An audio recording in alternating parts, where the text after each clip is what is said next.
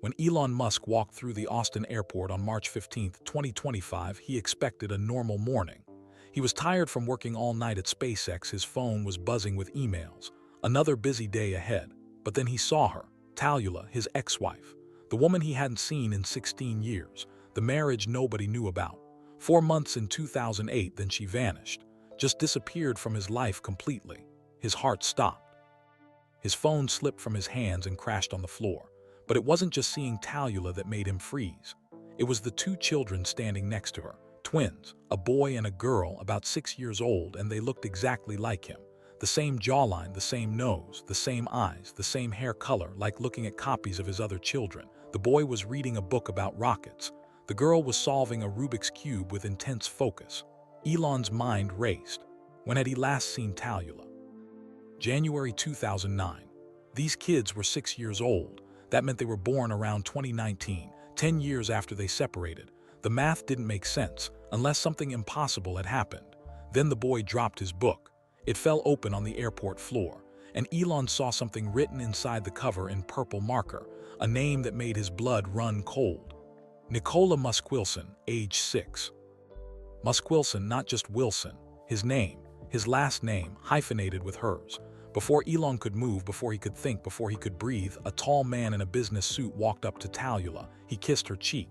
He picked up the little girl like she was his daughter. And Elon realized this wasn't just about 2 children who looked like him. This was about a secret, a mystery, a truth that had been hidden for 6 years. What happened between 2009 and 2019? How could these children exist? Why did they have his name? Who was that man? And most importantly, were these children actually his? The answers will shock you. The truth is more complicated than you can imagine. This story involves frozen embryos, a devastating secret from 2008, and a decision that will change Elon's life forever. Watch the entire video to find out what really happened.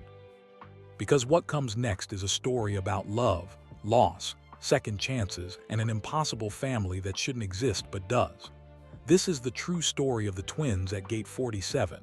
March 15, 2025, Austin Bergstrom International Airport, Gate 47, 6:47 a.m. Elon Musk hated being late. He walked fast through the Austin airport terminal. His black t-shirt was wrinkled. His jeans had a coffee stain from the drive. A baseball cap sat low on his head. Dark sunglasses hid his tired eyes. Behind him, 2 security guards struggled to keep up. They carried his laptop bag and a small suitcase. "Mr. Musk, your jet is ready at the private terminal," one guard said. "We should go through the side exit." Elon shook his head. "This way is faster." Early morning. The airport was busy. Business travelers rushed to their gates. Families dragged sleepy children. Coffee shop workers called out drink orders. Elon had been awake for 22 hours. Last night he'd been in Boca Chica at the SpaceX facility. The team was testing a new Raptor engine. It had problems, big problems. He'd stayed until 3 a.m. helping fix them. Then he'd driven 3 hours to Austin. Now he needed to fly to San Francisco. Tesla's AI Day was in 2 days. The presentation wasn't ready. Nothing was ever ready. His phone buzzed. Text from Gwynne Shotwell at SpaceX. "Engine test successful. You were right about the fuel pressure." He smiled slightly. At least something was working. He turned the corner toward Gate 47.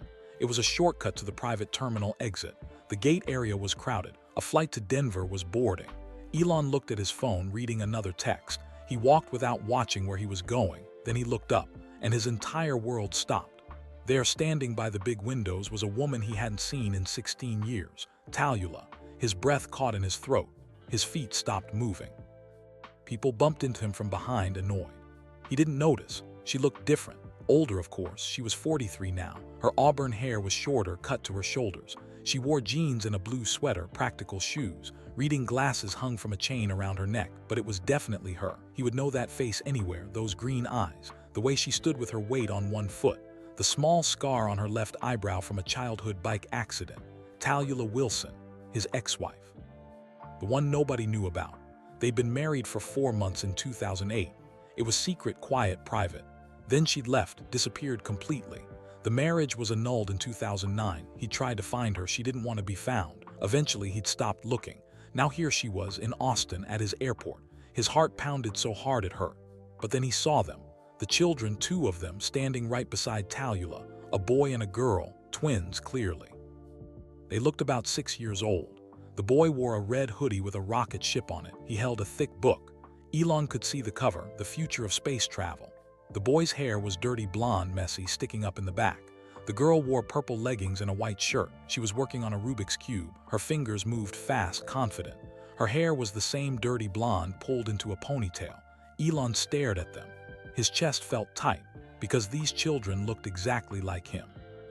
The boy had his jawline, sharp, angular, the distinctive Musk nose. Even from 30 feet away, Elon could see it. The girl had his eyes, bright, intense, always watching. She tilted her head to the side while solving the cube. Elon did that exact same thing when he was thinking hard. Both children had his hair color, his exact shade of dirty blonde. Elon had 12 children. He knew what Musk genes looked like. His twins with Justine, Griffin, and Vivian looked like him. His triplets Kai, Saxon, and Damien had his features. X and Exao with Grimes had his intensity. His 3 kids with Siobhan Zillies had his curious eyes. These 2 children standing at gate 47 had all of it. His phone slipped from his hand. It hit the tile floor with a loud crack. The sound snapped through the busy terminal. People around him looked. His security guard bent to pick it up. "Sir, are you okay?" the guard asked. Elon couldn't answer. He couldn't breathe right. Talula hadn't seen him yet. She was busy organizing backpacks. The children each had a small rolling suitcase. She was checking to make sure they had their tablets, their headphones, their snacks for the flight. The boy, his face so familiar it hurt, was reading his rocket book.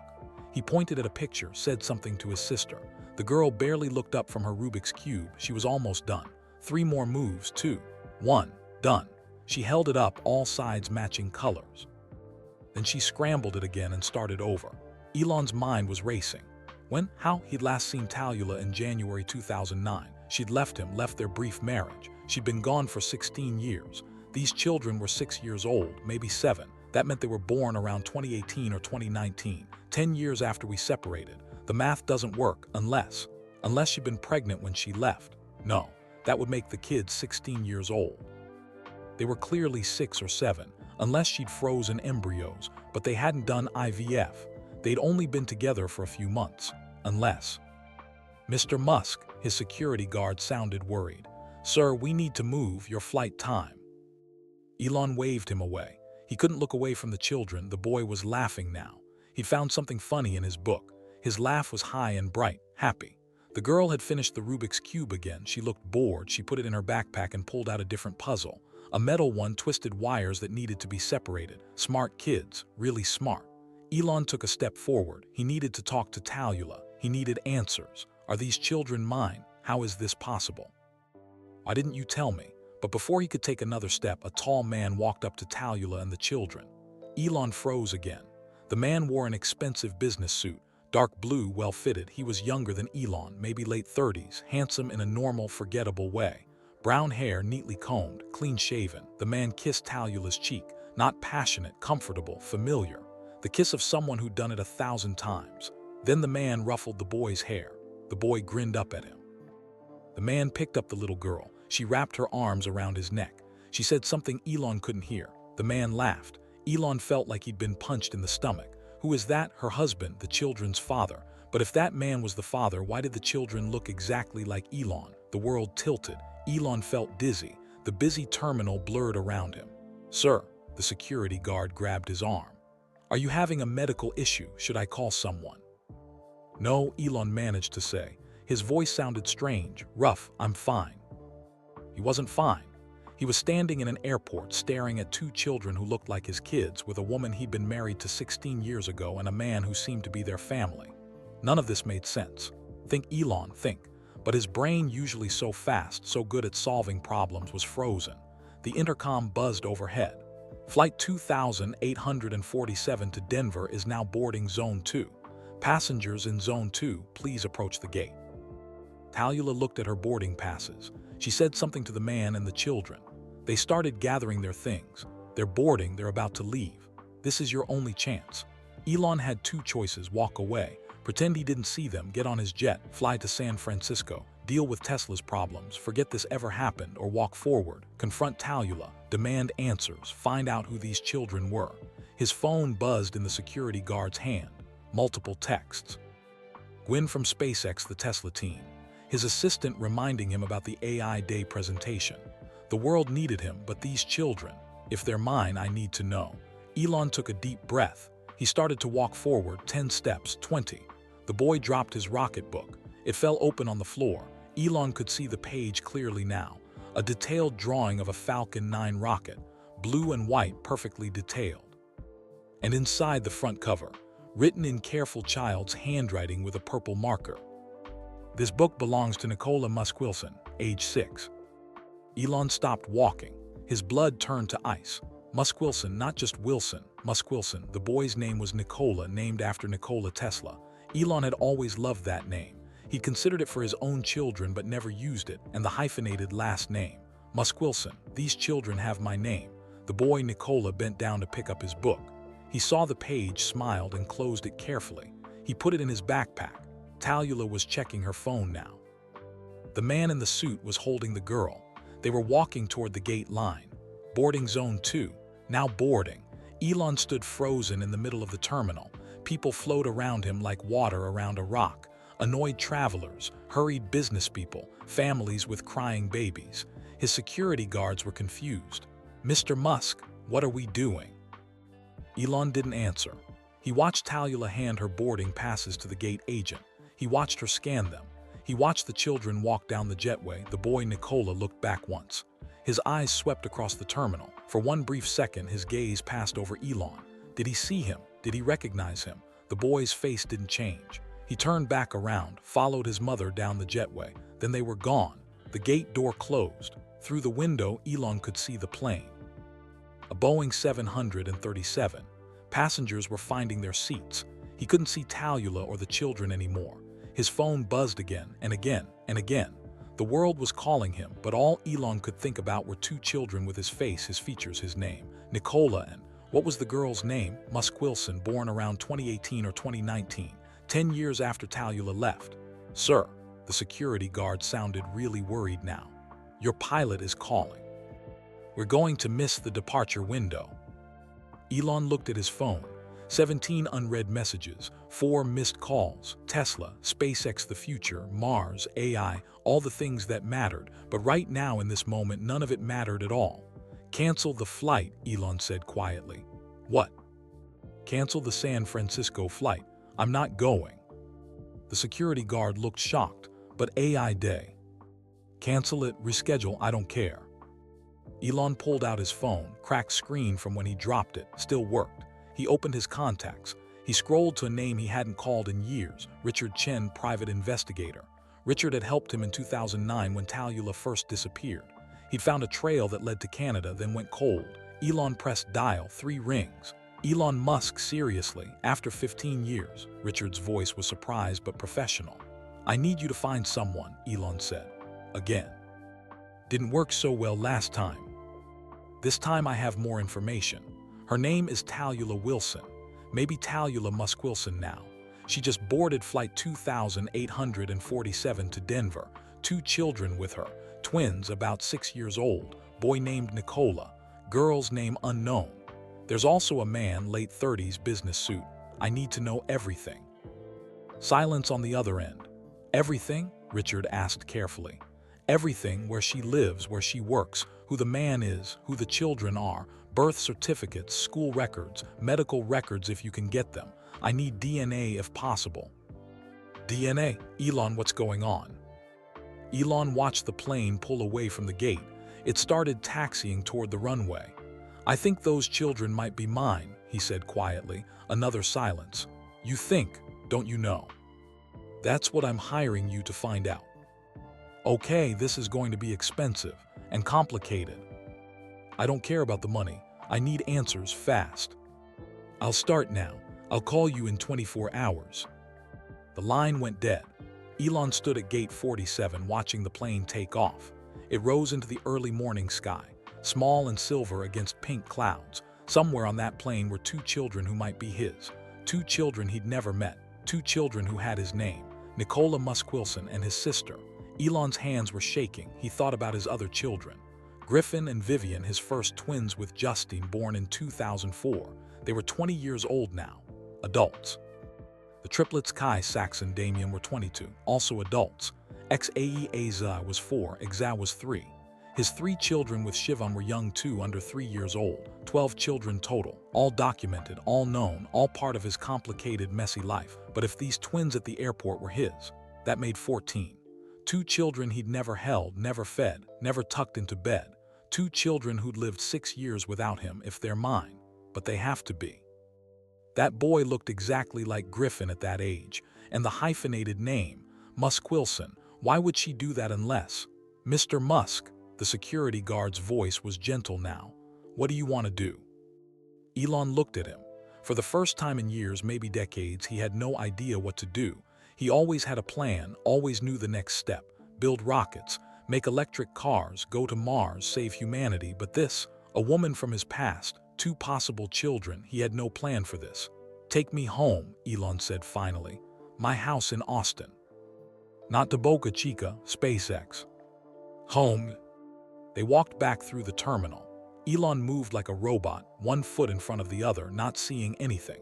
His mind was 16 years in the past. September 2008, Los Angeles. He and Talula had been married for 2 weeks. It was 3 a.m. He was in his home office working on Tesla's emergency funding plan. The company was almost bankrupt. Talula had come downstairs. She'd worn his old SpaceX t-shirt. Her hair was messy from sleep. Come to bed, she'd said quietly. I can't. If I don't figure this out, Tesla dies. Thousands of people lose their jobs. If you don't sleep, you'll die. Then Tesla definitely fails. I'm fine. You're not fine, Elon. You haven't slept in 2 days. I'll sleep when this is done. She'd stood there for a long moment. Then she'd gone back upstairs, alone. That was the pattern, work first, always work first. Save the company, save the future, save the world. She'd gotten lost somewhere in all that saving. Elon climbed into his car. His security team loaded his bags. The driver started the engine. As they pulled away from the airport, Elon looked back. The plane to Denver was just a tiny dot now, disappearing into the sky, taking with it 2 children named Muskwilson. Taking with it answers he desperately needed. His phone rang. Tesla. He ignored it. It rang again. SpaceX. He ignored that too. Instead, he opened his photos, scrolled back through years of pictures, his kids, all of them at different ages. He found a photo from 2010. Griffin and Vivian at age 6. Griffin was holding a toy rocket. Vivian was reading a book about dinosaurs. He zoomed in on Griffin's face. Then he pictured the boy at the airport. Nicola. Same face. Same exact face. Drive faster, Elon told his driver. Sir. Just drive faster. He needed to get home, make calls, start figuring this out. Somewhere in Denver, Talula Wilson was landing with 2 children who might be his, and he was going to find out the truth. No matter what it took, no matter what it cost, no matter what he had to face. Nicola Muskwilson, age 6. The name kept echoing in his mind, all the way home. March 15, 2025, Austin, Texas, 8:15 a.m. Elon's house was quiet when he arrived. It was a large modern home on the west side of Austin. Glass walls, clean lines, expensive but not flashy. He bought it 2 years ago when he moved Tesla's headquarters to Texas. He walked inside, dropped his bag by the door. His security team stayed outside. The house felt empty, too big, too quiet. He went to his office. A large room with computers, monitors, a huge desk covered in papers and plans, models of rockets on the shelves, pictures of Mars on the walls, and 1 small photo frame on his desk, old, dusty. Elon picked it up. The photo was from June 2008, 17 years ago, him and Talula at a conference in Vancouver, Canada. They were standing outside the convention center. She was laughing at something he'd said. He was smiling, a real smile, not the awkward one he usually had in photos. She looked so young, 26 years old, bright green eyes full of life, auburn hair long and wavy. He looked younger too, 46 back then, less gray hair, fewer lines on his face, still stressed but hopeful. Tesla and SpaceX were both struggling, but he still believed they'd make it. Elon sat down heavily in his chair. He hadn't looked at this photo in years. Now he couldn't look away. June 2008, Vancouver, Canada. The memory came flooding back.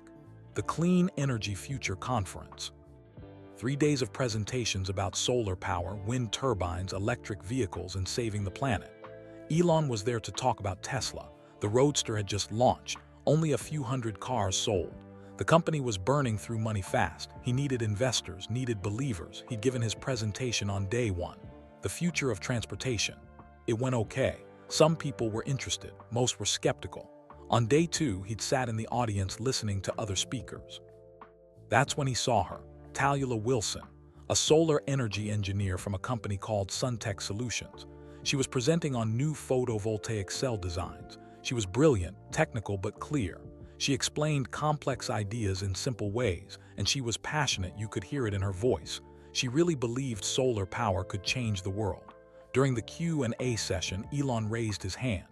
"Your efficiency numbers are impressive," he'd said. "But what about cost per watt? At scale, can this compete with fossil fuels?" She'd looked right at him. No nervousness, no intimidation. "Good question. Yes, it can. If we're willing to invest now instead of waiting for perfect. Which is what you did with Tesla, right? The Roadster isn't perfect, but you built it anyway because waiting for perfect means never starting." People in the audience had laughed. Elon had smiled. Fair point. After her presentation, he'd found her in the hotel lobby. "That was a smart answer," he'd said. "It was a smart question," she'd replied. They talked for 3 hours about solar power, about electric cars, about climate change and the future of humanity. She challenged his ideas, disagreed with him, made him think harder. Most people just agreed with whatever Elon said. They wanted money or jobs or connections. Talula didn't care about any of that. She cared about the work. He'd fallen for her immediately. The romance. They'd exchanged numbers, started calling each other. Elon was in California drowning in Tesla problems. The company needed $40 million or it would die. He was working 100-hour weeks, sleeping in the factory. But he'd call Talula every night, sometimes for 5 minutes, sometimes for an hour. She was in Seattle working on a solar farm project. Long days in the field, testing panels, fixing problems, but she'd answer his calls, make him laugh. Remind him why the work mattered. In July, he'd flown to Seattle to see her. They'd spent a weekend together, walked around the city, talked about everything. The future, space exploration, what it meant to really live. "Do you ever slow down?" she'd asked him. "No time," he'd said. "Too much to do." "That sounds exhausting." "It is, but it's worth it." She'd looked at him carefully. "Is it though? What's the point of saving the future if you're too tired to live in the present?" He hadn't known how to answer that. In August, they'd met in San Francisco, then Los Angeles, then Vancouver again. By September, Elon knew he wanted her in his life permanently. His divorce from Justine had been finalized earlier that year. It had been painful, sad. They'd lost their first son, Nevada, in 2002 to SIDS. That tragedy had broken something between them. They tried to fix it with IVF, with more children, twins, then triplets, but the grief had been too heavy. The divorce was final, but the wound was still fresh. Talula was different from Justine, quieter, more independent. She didn't need him to be anything except himself. "Marry me," he'd said one night in September. They were in his house in Los Angeles, 2 a.m. He was exhausted from another 18-hour day at Tesla. She'd laughed. "Elon, we've known each other 3 months. I know what I want. You're impulsive. I'm decisive. There's a difference." She'd looked at him for a long time. "Are you sure? You're going through a lot right now. Tesla, SpaceX, the divorce." "I'm sure." "Okay," she'd said quietly. "Okay, yes." They'd gotten married on September 14, 2008. A small ceremony, just a few close friends. No media, no announcement. Elon had been happy, really genuinely happy, for about 6 weeks. The unraveling. October 2008 had been hell. Tesla was dying. The global financial crisis had hit. Banks weren't lending. Investors were scared. The company needed emergency funding or it would go bankrupt by Christmas. Elon had put in his own money. Millions, then more millions, then everything he had left. SpaceX wasn't doing much better. 3 failed rocket launches, investors losing faith. NASA contracts in jeopardy. He was working around the clock, sleeping 3 hours a night. Sometimes not sleeping at all. Talula had tried to help, brought him food, made sure he ate, reminded him to shower, but he was barely present, physically there, mentally gone. In November, something had happened. Elon couldn't remember exactly what. His memory of those weeks was foggy. Talula had seemed different, distant, sad. He'd asked if she was okay. I'm fine, she'd said, but she wasn't fine. He could tell he'd meant to talk to her, really talk. But then there was another Tesla crisis. Another SpaceX problem. Another emergency. December had been worse. SpaceX's Falcon 1 rocket had finally succeeded on September 28, 2008, their fourth try. That had been amazing, historic. The first privately built rocket to reach orbit. But Tesla was still dying. On December 3, 2008, Elon had to announce layoffs, cutting 25% of Tesla's staff. Good people losing their jobs right before Christmas. He'd felt like a failure. Tallulah had held him that night while he cried, the only time she'd seen him cry. "It's going to be okay," she'd said. "How do you know?" "Because you don't give up, ever." But even then, something between them had been broken. The end. Christmas 2008 had been tense. Elon was in negotiations with investors, desperate calls, begging for money to save Tesla. Tallulah had gone to visit her family in Oregon. She'd invited Elon to come. "I can't," he'd said. "If I leave now, Tesla dies." "It's 2 days, Elon." "I can't." She'd gone alone. When she came back on December 28, she'd been different, quiet, withdrawn. "We need to talk," she'd said, but there was no time, another emergency, another crisis. Later, he'd promised. Later never came. On January 3, 2009, Elon had woken up to find a note on the kitchen counter. He could still remember every word. "Elon, I can't do this anymore. I thought I could. I thought loving you would be enough. But I can't compete with Tesla and SpaceX and Mars and the future of humanity. You're trying to save the world. That's beautiful. That's important. But I need someone who's trying to save us. I need someone present, someone who comes to bed at night, someone who remembers my birthday, someone who notices when I'm hurting. That's not you. And it's never going to be you. I'm not angry. I understand. Your work matters, but I matter too. And I can't keep being invisible. The annulment papers are with your lawyer. Please sign them. Don't try to find me, please. It'll only make this harder. I'm sorry. I hope you save the world. I really do, but I can't watch you destroy yourself trying. Goodbye." Elon had read that note 50 times that day. He'd called her phone, disconnected. Her work email bounced back. He'd driven to her apartment in Seattle. Empty. Lease ended. She'd vanished. He'd hired Richard Chen, the private investigator. Richard had found traces. She'd gone to Vancouver, then somewhere in Canada. Then the trail went cold. Elon had wanted to search more, but Tesla had needed emergency funding. SpaceX had contracts to fulfill. The world was on fire.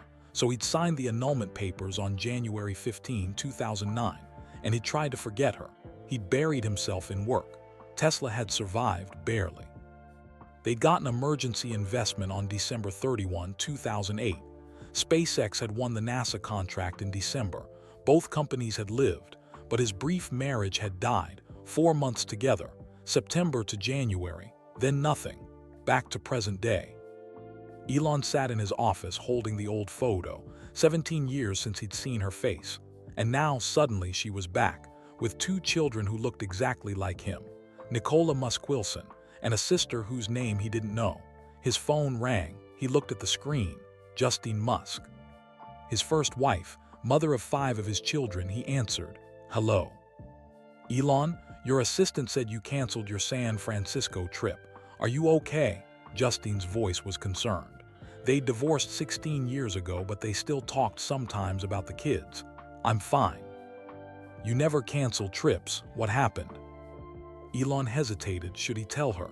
"I saw someone today at the airport, someone I used to know." "Who?" "Tallulah." Silence. "Tallulah Wilson, the woman you married after me." Justine sounded surprised. "You knew about her?" "Elon, I know everything about your life. We have 5 kids together. Of course I knew you got remarried." "It was annulled. It barely lasted." "Still, that was a weird time. 2008, you were a mess." "I was," he admitted. "So you saw her at the airport and—" "She had children, twins, a boy and a girl, about 6 years old." Another silence, longer this time. "Elon," Justine said carefully, "are you saying—" "They looked exactly like our kids, Justine. Same features, same hair color, same everything." "That's impossible. You 2 were together in 2008. These kids are 6. The math doesn't work." "I know the math doesn't work. That's the problem." "Did you talk to her?" "No, she got on a plane before I could." So you don't know anything for sure. I know they have my last name, hyphenated Musk Wilson. Justine took a sharp breath. She gave them your name. Yes. Why would she do that unless? Unless they're mine, Elon finished. But how? I don't know. That's what I'm trying to figure out. Justine was quiet for a moment. Do you remember the IVF embryos we had, from when Griffin and Vivian were born? Elon's heart skipped. What about them? We had extras, several embryos that we froze. We were supposed to decide what to do with them after the divorce. They were destroyed in 2010. We both agreed. Are you sure they were destroyed? Justine asked. Did you actually see proof? Elon tried to remember. 2010 had been another chaos year. Tesla Model S development, SpaceX Dragon capsule testing. I signed papers. The clinic sent documentation. But did you verify? Did you actually confirm? I don't remember. God, Justine, that was 15 years ago. Elon, she said slowly, what if Talula took those embryos? The room seemed to tilt. Why would she do that? I don't know, but it would explain everything. The timeline, the genetics, the hyphenated name. Elon's mind was racing. Talula had been his wife in 2008. When the embryos were created, he was still married to Justine. But when Talula left in January 2009, she'd been his wife. As my wife, she would have had legal rights to my medical decisions, Elon said quietly. Exactly, Justine replied, if she requested those embryos before the annulment was finalized. She could have taken them legally. Jesus, Elon. He stood up, started pacing. But why? Why take them and not tell me? Why wait 10 years to use them? I don't know, but if those kids are from our embryos, they're genetically mine too. Elon stopped pacing. He hadn't thought about that. They'd be your genetic children, he said, and yours, full genetic siblings to Griffin and Vivian. This is insane. This is your life, Justine said, not unkindly. It's always insane. Elon sat back down, put his head in his hands. What do I do? Find out the truth, get a DNA test, talk to Talula. She's in Denver, or was. I don't know where she is now. Then find her, you're good at that. I tried in 2009, she disappeared. You were distracted in 2009. You're not distracted now. His phone buzzed. Text from Richard Chen. Talula Wilson landed in Denver, tracking her now, will call soon. I hired an investigator, Elon told Justine. Of course you did. If those kids are ours, genetically, then we figure it out, Justine said firmly. Together, like we figured out everything else after Nevada died, like we figured out the twins and triplets. We're good at figuring things out, Elon. Are we? We're still here, aren't we? Still talking, still co-parenting, still friends, sort of. He smiled slightly, sort of. Find out the truth, then call me back. If those kids are mine genetically, I want to know. Okay. And Elon? Yeah. Be gentle with her, with Talula. If she did take those embryos, she had a reason. Maybe not a good reason, but a reason. I'll try. They hung up. Elon sat in the silence of his office. His phone buzzed again, another text. This one from Gwynn Shotwell at SpaceX, are you okay? Never seen you cancel a trip, call me. He didn't call her, instead he opened his laptop, started searching. Talula Wilson, thousands of results, too common a name. Talula Wilson, solar engineer, better. A few professional profiles, an old LinkedIn page last updated 2009. Talula Musk, nothing recent. Nicola Musk Wilson, no results. Of course not, 6-year-olds don't have social media. He tried a different approach, medical records, IVF clinic records from 2004. He made calls, his lawyer, his accountant, his assistant. I need every record from 2004 to 2010. Fertility clinic, any medical facility I worked with, anything related to embryo storage. Sir, that's a lot of records, his assistant said. I don't care, get them. 2 hours later, files started arriving. Digital scans, old papers, forms he'd signed years ago. He went through them carefully. There, April 2004, when Justine was pregnant with Griffin and Vivian, they'd created 8 embryos, 2 were implanted, twins born in October 2004. 6 embryos remained frozen. June 2006, triplets born Kai Saxon Damien. Different IVF cycle, different embryos. The original 6 from 2004 remained frozen. Divorce proceedings with Justin. Legal agreements about property, custody, assets, and the embryos. There was a form. Both he and Justine had signed it. Remaining embryos to be destroyed after final divorce decree. The divorce was finalized in September 2008, but there was another form. January 2009, a request for embryo transfer. Signature Elon Musk. Approval Elon Musk electronic signature probably auto-signed by his assistant. Transfer of 2 embryos to long-term storage under Elon Musk's name. Date January 10, 2009. 1 week after she'd left him, Elon stared at the form. She'd done it. She'd actually taken them. 2 embryos. His and Justine's genetic material, taken by his second wife. And if she'd used them in 2018, twins born March 2019, Nicola and his sister, his children, genetically his and Justine's, carried and raised by Talula. "Oh my God," Elon whispered. His phone rang. Richard Chen. "I found her," Richard said. "She's not in Denver anymore. She lives in Austin." "Austin here?" "Yeah, has for 6 months. Works at the University of Texas. Solar Energy Research Program. She's a senior engineer. She's been here for 6 months. Since September 2024. House in Tarrytown, nice neighborhood, good schools. The children enrolled at Cassie's Elementary, 1st grade. Names are Nicola and Ada Musquilson. Ada, the girl's name was Ada, named after Ada Lovelace, the first computer programmer. Elon had always loved that name too. There's a man, Elon said, tall business suit around 40. Marcus Wilson, her husband, married 2016, works at Dell Medical School, cancer researcher. Husband, Elon repeated numbly. Yeah, he's listed as father on both birth certificates. But he's not biologically. How do you know that? I just do. Richard was silent for a moment. Elon, what's really going on here? Send me everything, address, work info, school, all of it. Already emailed. Thank you. What are you going to do? I don't know yet. He hung up. His email pinged. Files from Richard, photos, documents, addresses. He opened the photos first. There was Talula, recent picture probably from the university website. Older now but still beautiful, smile that didn't quite reach her eyes, and the children, school photo.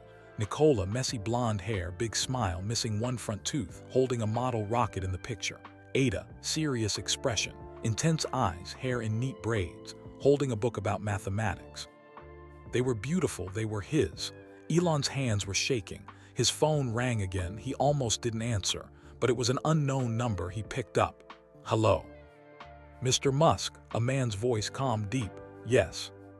This is Marcus Wilson, Talula's husband. We need to talk. March 15, 2025, Austin, Texas, 11:30 a.m. Elon's heart pounded. Marcus Wilson, the man from the airport, the man who'd kissed Talula, the man who'd picked up little Ada like she was his own daughter. How did you get this number? Elon asked. Does it matter? Marcus's voice was calm but firm. I know you saw us at the airport this morning. Talula told me. She saw me.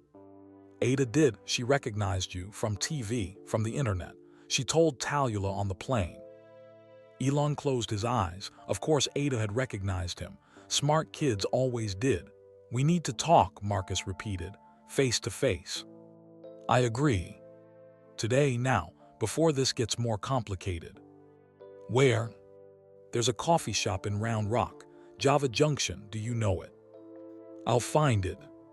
1 hour, come alone. No security, no lawyers, just you and me. Okay. And Mr. Musk? Yes. Don't make this harder than it needs to be. Those kids, they're happy, they're loved, remember that.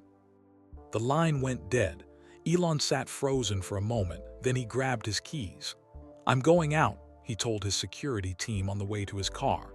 Sir, we should come with you, one guard said. No, I'm going alone. That's not protocol. I don't care about protocol. He got in his car, a regular Tesla Model S black, nothing fancy. He typed the address into the GPS, 25 minutes away. As he drove, his mind raced. What will I say? What does Marcus know? What does Talula want? What about the kids? The highway was busy. Lunch traffic, normal people going to normal places, living normal lives. Nothing about Elon's life was normal. 12 kids with 3 different women, running multiple companies, planning to colonize Mars. And now 2 more children he'd never known existed. 14 kids. The number felt impossible. He thought about his other children. How much time did he spend with them? Honestly, not enough. Never enough. Griffin and Vivian were adults now, 20 years old. He'd missed so much of their childhood. Too busy saving Tesla, too busy launching rockets. Vivian had transitioned, changed her name. She didn't even talk to him anymore. Too much pain between them. The triplets Kai, Saxon, Damien were 22. They were good kids, smart, kind, but distant. He'd been an absent father when they were young. His younger kids, Exa, the 3 with Shivan, he tried harder with them, but there was still never enough time. And now Nicola and Ada, 6 years old, he'd missed everything. First steps, first words, first days of school. 6 years of their lives gone because their mother didn't tell me they existed. Anger flashed through him, then guilt. Then confusion. Why didn't she tell me? What happened in 2009 that made her take those embryos? What was she hiding? Round Rock, Texas, 12:15 p.m. Java Junction was a small coffee shop on Main Street. Local place. Not a chain. Brick walls, wooden tables, art from community members on the walls. Elon parked down the street, put on sunglasses and his baseball cap, tried to look normal. He walked inside, the smell of coffee and fresh bread. Quiet afternoon, only a few customers. Marcus was already there, sitting in the back corner, 2 cups of coffee on the table. He looked up when Elon entered, made eye contact. Nodded toward the empty chair. Elon walked over, sat down. Up close, Marcus looked tired, dark circles under his eyes, lines on his forehead. This wasn't easy for him either. Black coffee, Marcus said, pushing 1 cup toward Elon. That's what you drink, right? How do you know that? I've been researching you for 6 years, since the day the twins were born. They sat in silence for a moment. Thank you for coming, Marcus finally said. Did I have a choice? There's always a choice, Mr. Musk. Call me Elon. All right, Elon. Marcus took a sip of his coffee. You saw them, the kids. Yes. And you know, I have a pretty good idea. They're yours genetically, yours and your first wife's.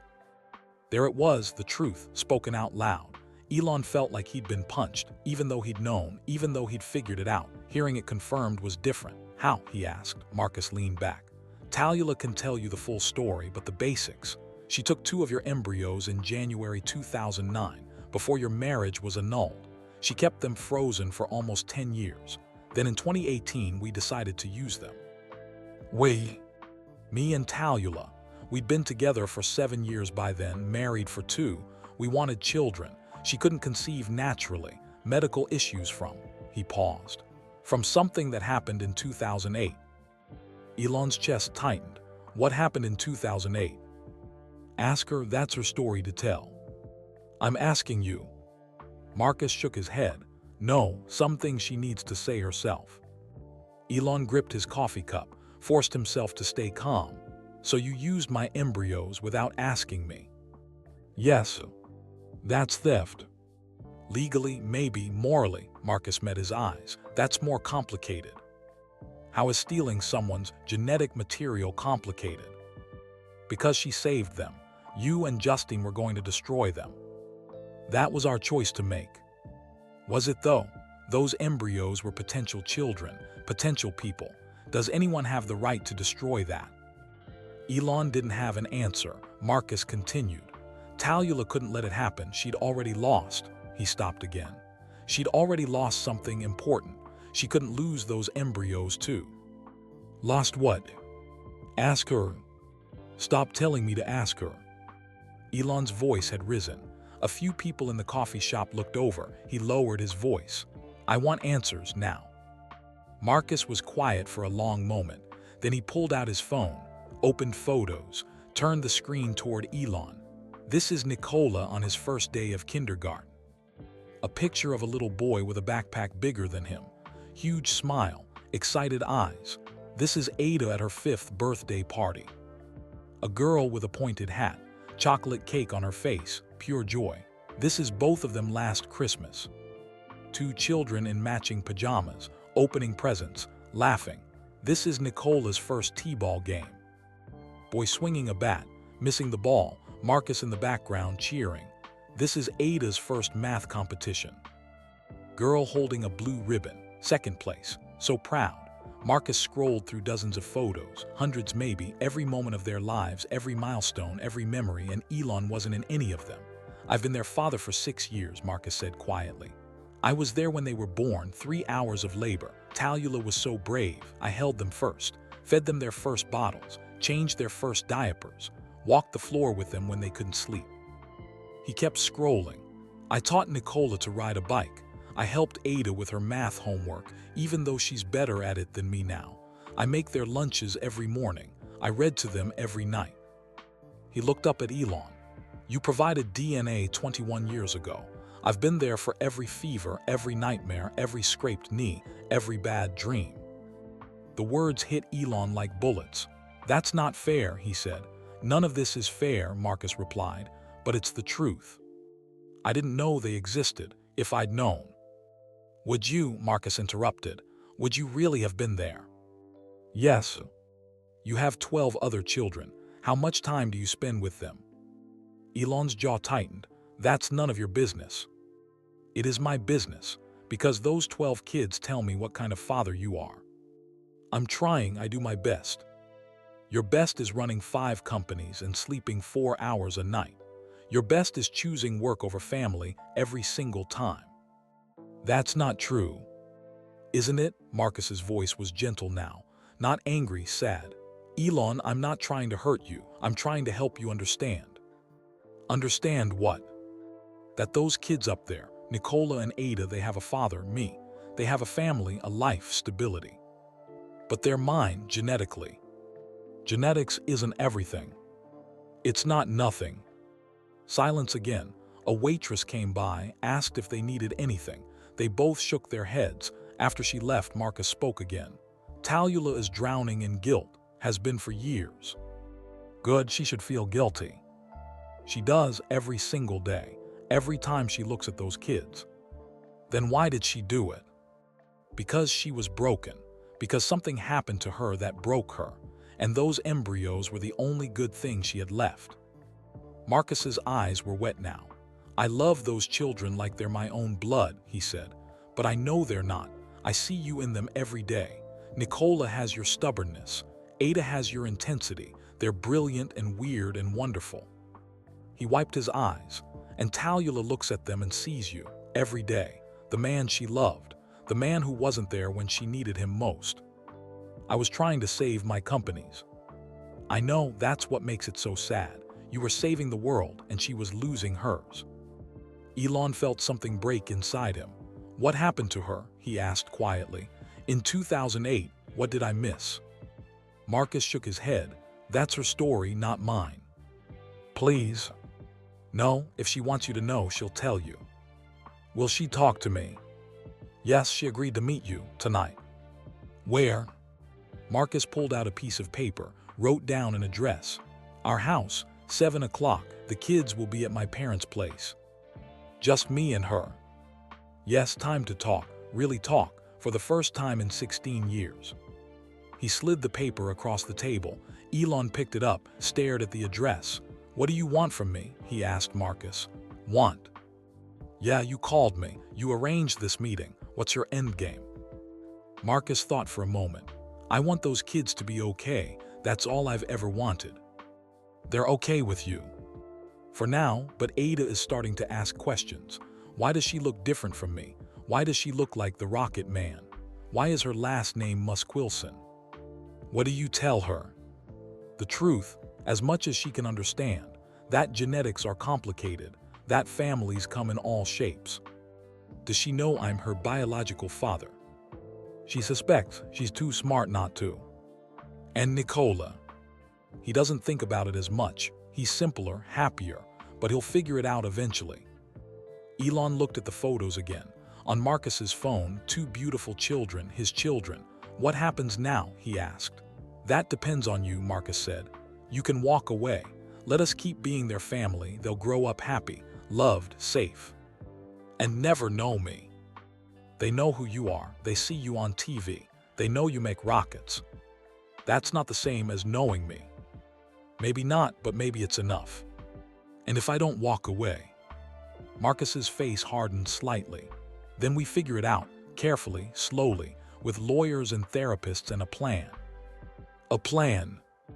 "You don't just storm into their lives, Elon. They're 6 years old. Their world is fragile." "I understand that." "Do you? Because I've seen you make decisions. Fast, impulsive, burn it all down and rebuild." "This is different." "Is it?" "These are my children." "They're also mine," Marcus said firmly. "I raised them. I'm on their birth certificates. Legally, I'm their father." "Legally, not biologically." "Does that matter to them? When Nicola falls and scrapes his knee, he runs to me. When Ada has a nightmare, she calls for me. I'm Dad. You're just a face on a screen." The word stung. "That can change," Elon said. "Maybe, if you're willing to put in the time, the real time, not 5 minutes between meetings." "I'll make time." "You say that now." "I mean it." Marcus studied him. "I hope you do, because if you start this, if you come into their lives, you can't leave. You can't get bored or distracted. You can't disappear when work gets busy." "I won't." "Promise me." "I promise." "Say it to them, not to me." They sat in heavy silence. Finally, Marcus stood up. 7 o'clock tonight, Talula will be waiting." "I'll be there." "Come alone, no security, no lawyers, just you." "Okay." Marcus started to walk away, then he turned back. "Elon." "Yeah." "I don't hate you, I want you to know that. This situation, it's impossible, but I don't hate you." "I don't hate you either." "Good, because if we're going to figure this out, we need to work together. For them." He pointed to his phone, to the photos of Nicola and Ada. "They deserve better than adults fighting. They deserve love, stability, peace." "I agree." "Then prove it." Marcus walked out of the coffee shop. Elon sat alone with his cold coffee and racing thoughts. He pulled out his own phone, looked at photos of his other children, Griffin and Vivian at age 6. They'd look so much like Nicola and Ada. Same eyes, same smile, the triplets at that age. Wild and energetic, X and Xan now, still so young. Shivan's 3 children, barely toddlers, and now 2 more, 6 years old. With 6 years of memories he'd never have. His phone buzzed. Text from an unknown number. "This is Talula. Marcus told me you're coming tonight. Thank you. There's so much to explain. I hope you can forgive me, or at least understand. T." Elon stared at the message. Could he forgive her? Could he understand? She'd stolen his genetic material, used it without permission, kept his children's secret for 6 years. But she'd also saved them, given them life, raised them with love. Was she a thief or a savior? Maybe both. He typed back slowly, "I'm coming, we'll talk, I want to understand." 3 dots appeared, she was typing. "The kids want to meet you. Eventually, when we figure this out." His heart leaped. "I want to meet them too. I know. But we have to be careful, we can't break their hearts." "I won't, I hope that's true, see you at 7. The conversation ended. Elon paid for the coffee, left a big tip, walked to his car. 6 more hours until 7 o'clock. 6 hours to prepare for a conversation that could change everything. He drove back to Austin, to his empty house. And he waited. 6:45 p.m. driving to Tarrytown. Elon left early, wanted time to think. He drove through Austin's evening traffic. The sun was setting, orange and pink across the Texas sky. He found the address, a nice neighborhood, good schools, safe streets. The kind of place you raise kids. The house was modern but warm, 2 stories, big windows, bikes in the driveway, a basketball hoop, a trampoline in the backyard, signs of children everywhere. His children. He parked across the street, sat in his car for a moment. What am I doing? What do I say to her? How do we fix this? At exactly 7 o'clock, he got out of the car, walked up the driveway, rang the doorbell. He heard footsteps inside. The door opened, and there she was, Talula, 16 years older, lines around her eyes, gray streaks in her auburn hair, but still her. Still the woman he'd loved in 2008. She was crying, tears running down her face. "Hi," she whispered. "Hi," he said back. They stood there. 2 people who'd been married for 4 months, who'd been strangers for 16 years. 2 people who'd created children together without being together. "Come in," Talula said. "Please. We have so much to talk about." Elon stepped inside. The house smelled like home, dinner cooking, laundry soap, children's shampoo. He saw photos on the walls, Nicola and Ada at every age, baby pictures, toddlers, first days of school, a whole life he'd never seen. They're beautiful, he said, looking at the photos. They are, Talula agreed. They're so beautiful and so smart and so much like you it hurts. She started crying harder. Elon didn't know what to do, so he just stood there. I'm so sorry, Talula sobbed. I'm so sorry. I should have told you. I should have called, but I couldn't. I just couldn't. Why not? Elon asked gently. Because. She took a shaky breath. Because of what happened in November 2008, something I never told you. What happened? She looked at him with red, swollen eyes. I was pregnant, Elon. We were going to have a baby. The world stopped spinning. What? I got pregnant in October, 8 weeks along. I was going to tell you on Thanksgiving. Talula. But I never got the chance, because on November 19th, 2008, I miscarried. She was shaking now. I called you 15 times. Your phone was off. You were in a Tesla board meeting. I was bleeding in a hotel bathroom. I drove myself to the emergency room, and I lost our baby, alone. Elon couldn't breathe. Why didn't you tell me after? Because you weren't there when I needed you most. Because I realized I would always be second to your companies. Because I couldn't do it anymore. She wiped her eyes. So I left. But before I left, I remembered those embryos, yours and Justine's, frozen and waiting to be destroyed. And you took them. I saved them, she corrected. I couldn't let them die too. I just lost one baby. I couldn't lose 4 more potential babies. So you kept them for 10 years. Yes, I didn't know if I'd ever use them, but I couldn't destroy them. They were all I had left of you, of us. She looked up at him. And then I met Marcus, and he loved me, and we wanted children, and I thought, maybe this is why I saved them. Maybe this is their purpose. So you used them, without telling me. Yes, I know it was wrong. I know I should have asked, but you'd moved on. You had more kids, more companies, more everything, and I just wanted. What? A piece of you that wasn't broken. A piece of us that could be whole. Tears were streaming down both their faces now. And from upstairs they heard a small voice. Mom. Both froze. Mom, are you okay? I heard crying. Small footsteps on the stairs. The kids are here, Elon whispered. Marcus's parents got sick. They brought them home early. And then she appeared at the top of the stairs. Ada in dinosaur pajamas, hair in 2 braids, bright, intelligent eyes. She looked down at them, saw Elon. Her eyes went wide. You're him, she said. The Rocket Man. Behind her, another set of footsteps. Nicola appeared, also in pajamas, rocket ships on his. He stared at Elon. Mom, he asked nervously. Who is that? Talula looked at Elon, panic in her eyes. Elon looked at the children, his children. This wasn't supposed to happen yet. They weren't ready, but here they were. And Ada, brilliant, perceptive Ada, tilted her head to the side, the exact way Elon did when he was thinking.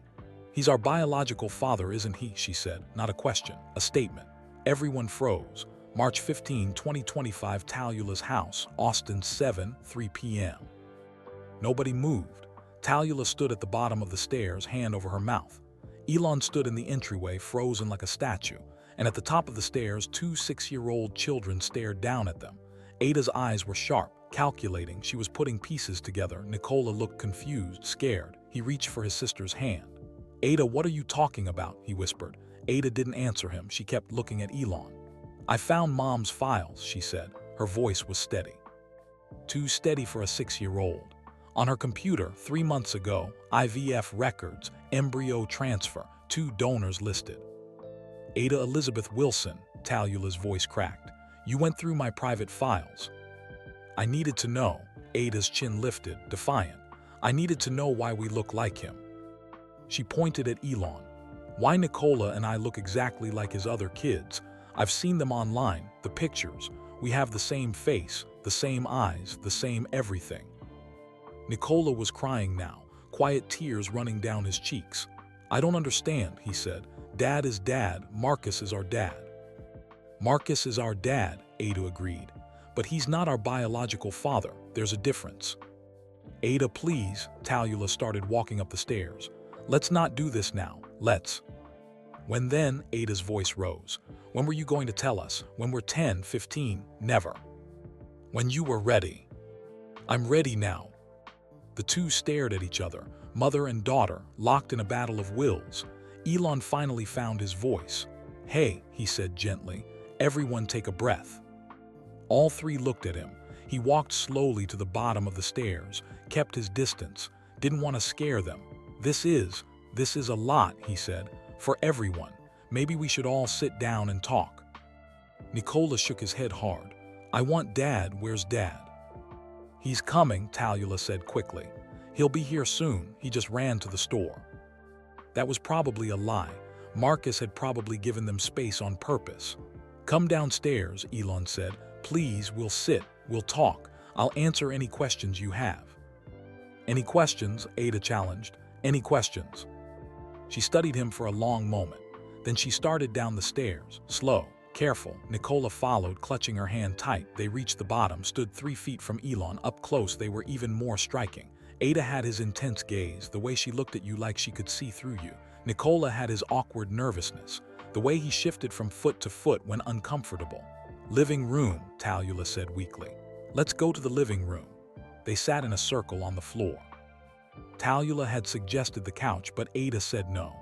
The floor is better for serious conversations, more equal. So they sat cross-legged on the soft carpet. Talula, Elon, and the 2 children. A family that wasn't a family, not yet, maybe never. Nicola was still crying. Quiet sobs. Ada had her arm around him. It's okay, Nick, she whispered. It's going to be okay. How do you know? I just do. Elon's heart broke watching them, these 2 small people trying to hold each other together. Okay, he said softly. Who wants to start? Me, Ada said immediately. I have questions. Okay. Are you our biological father? Direct, no hesitation, just like Elon would have asked. He looked at Talula. She nodded slightly. Yes, Elon said. Biologically, yes. And the woman in the files, Elon Musk, she's our biological mother. Yes. Nicola's head snapped up. But Mom is our mother. I am your mother, Talula said firmly. I carried you. I gave birth to you. I raised you. I am your mother in every way that matters. But not genetics, Ada said. Genetics aren't everything, baby. They're not nothing, though. The same argument Marcus had made. Even the 6-year-old understood it. Can someone explain this to me? Nicola begged. I don't understand anything. Ada squeezed his hand. Okay, I'll explain. Remember when we learned about IVF in school, in vitro fertilization? The test tube babies thing. Sort of. When grown-ups can't have babies naturally, doctors help them. They take an egg from one person and sperm from another person, mix them in a lab, make embryos. Okay. Elon and Justine made embryos a long time ago, in 2004. They used some to have babies, Elon's twins, Griffin and Vivian. Elon was amazed. She knew his children's names. She'd researched everything. But they had extra embryos, Ada continued. Frozen, saved for later. And those embryos were us? Nicola asked. Yes, Mom got them in 2009. She kept them frozen for a really long time. Then in 2018, she and Dad, Marcus, decided to have us. Nicola processed this slowly. So, my genes are from Elon and Justine, but Mom carried us. Exactly. And Dad, Marcus, raised us. Yes. So who are our real parents? Everyone was quiet. That was the impossible question. All of us, Talula finally said. We're all your parents in different ways. That's confusing, Nicola said. I know, baby, I know. Ada turned to Elon. Did you know about us before today? No, Elon said honestly. I found out yesterday at the airport. I saw you and your mom. Why didn't she tell you? That's complicated. Adults always say that when they mean, I don't want to explain. Elon almost smiled. She was so much like him. You're right, that's not fair. He took a breath. Your mom and I were married a long time ago, 2008. It didn't work out, she left. And before she left, she took those embryos. Without asking you. Without asking me. That's stealing. Ada, Talula gasped. It is though, you always tell us stealing is wrong. It's more complicated than that. No, it's not. You took something that belonged to someone else. That's stealing. Talula's face crumpled. She started crying again. Ada looked guilty. I'm sorry, Mom, I didn't mean. No, you're right, Talula sobbed. You're absolutely right, I stole them. I knew it was wrong, but I did it anyway. Why? Elon asked, the question he'd been holding back. Talula looked at him through tears. Do you want me to tell them everything? It's up to you. They deserve to know. She turned to the children. In November 2008, I was pregnant with Elon's baby, a different baby before you. Both kids went very still. What happened? Ada whispered. I lost the baby, a miscarriage at 8 weeks. Oh, Mom. Nicola crawled over to her, hugged her tight. Ada stayed where she was, but her eyes were soft now, sad. I was alone when it happened, Talula continued. Elon was at work, he didn't know I was pregnant. I'd been planning to tell him, but then it was too late. That's so sad, Nicola said into her shoulder. It was the saddest thing that ever happened to me. Is that why you left him? Ada asked. Part of it, I was hurt, angry, I needed him and he wasn't there. Was he a bad husband? Nicola asked. No, Talula said quickly. He wasn't bad, he was just busy trying to save his companies. They were both almost bankrupt. He thought he was doing the right thing. She looked at Elon. You were doing the right thing for so many people, just not for me. Elon felt the weight of that, the truth of it. I'm sorry, he said quietly. I didn't know if I had known. I know, but that doesn't change what happened. They sat in heavy silence. Then Ada spoke. So you took the embryos because you'd lost a baby. Yes, I couldn't let more potential babies die. I'd already lost one. I couldn't lose 4 more. 4? There were 4 embryos frozen. I took 2, you and your brother. What happened to the other 2? Ada asked. Talula and Elon exchanged glances. They're still frozen, Talula admitted. In storage in Canada. Ada's eyes went wide. We have more siblings, potential siblings. Potential, yes, but they're just embryos, they might never. Who decides? Ada interrupted. What happens to them? I don't know, Talula said helplessly. That's something the grown-ups need to figure out. Ada looked at Elon. Do you want more kids? The question caught him off guard. I have a lot of kids already, 12, now 14 with you too. 14, Nicola's eyes were huge. We have 13 siblings. Half-siblings, technically. You share DNA with 2 of them, Griffin and Vivian, the same biological parents as you. Can we meet them? Nicola asked excitedly. Maybe, someday, if everyone agrees. I want to meet them, Ada said. I want to meet all of them. Why? Elon asked curiously. Because they're family, and family is important. Such a simple answer, such a true answer. You're right, Elon said. Family is important. Then why weren't you here? Ada's voice turned sharp. For 6 years, why didn't you find us? I didn't know you existed. But if you had known. Elon paused. This was the real question, the one Marcus had asked too. Honestly, I don't know. 2018 and 2019 were hard years for me. Tesla was struggling. I was working crazy hours. I might not have been a good father to you. But you would have tried. Yes, I would have tried. Would you have wanted us? His throat tightened. Yes, absolutely yes. Even though we weren't planned, even though we're complicated. Especially because you're complicated. All the best things are complicated. Ada studied him. You mean that? I do. She nodded slowly. Okay, I believe you. Nicola had stopped crying. He was listening now, processing. So what happens now? He asked. Are you going to take us away from Mom and Dad? No, Elon said quickly. God, no, Marcus is your dad, Talula is your mom. That doesn't change. Then what are you? Another impossible question. I don't know yet, Elon admitted. Maybe I can be someone else in your life, someone who cares about you, someone who wants to know you. Like a friend, Nicola suggested. Maybe, or maybe something between a friend and a parent. That doesn't have a name, Ada said. Then maybe we make up a name. You two are smart. You can figure it out. Ada almost smiled. We are pretty smart. The smartest kids I've ever met. You don't even know us yet. I know you figured out the truth by reading medical files. That's pretty impressive. She did smile then, small but real. I like solving puzzles, she said. Me too. Is that genetic? Maybe, or maybe you're just brilliant on your own. Nicola spoke up. I like rockets, is that genetic? Elon grinned. Probably. I've liked rockets since I was your age. Did you build them? Tried to. They didn't work very well. Mine don't work either. They always crash. That's okay. Crashing is how you learn. Really? Really? SpaceX crashed 3 rockets before we got one right. Nicola's face lit up. Can you teach me how to build better rockets? Elon's chest ached. I'd love to. Promise? I promise. They heard the front door open. Marcus was back. He walked into the living room, stopped when he saw all 4 of them sitting on the floor. They're home early, Talula said weakly. And Ada already knew. Marcus looked at the children. You okay, kids? Nicola ran to him.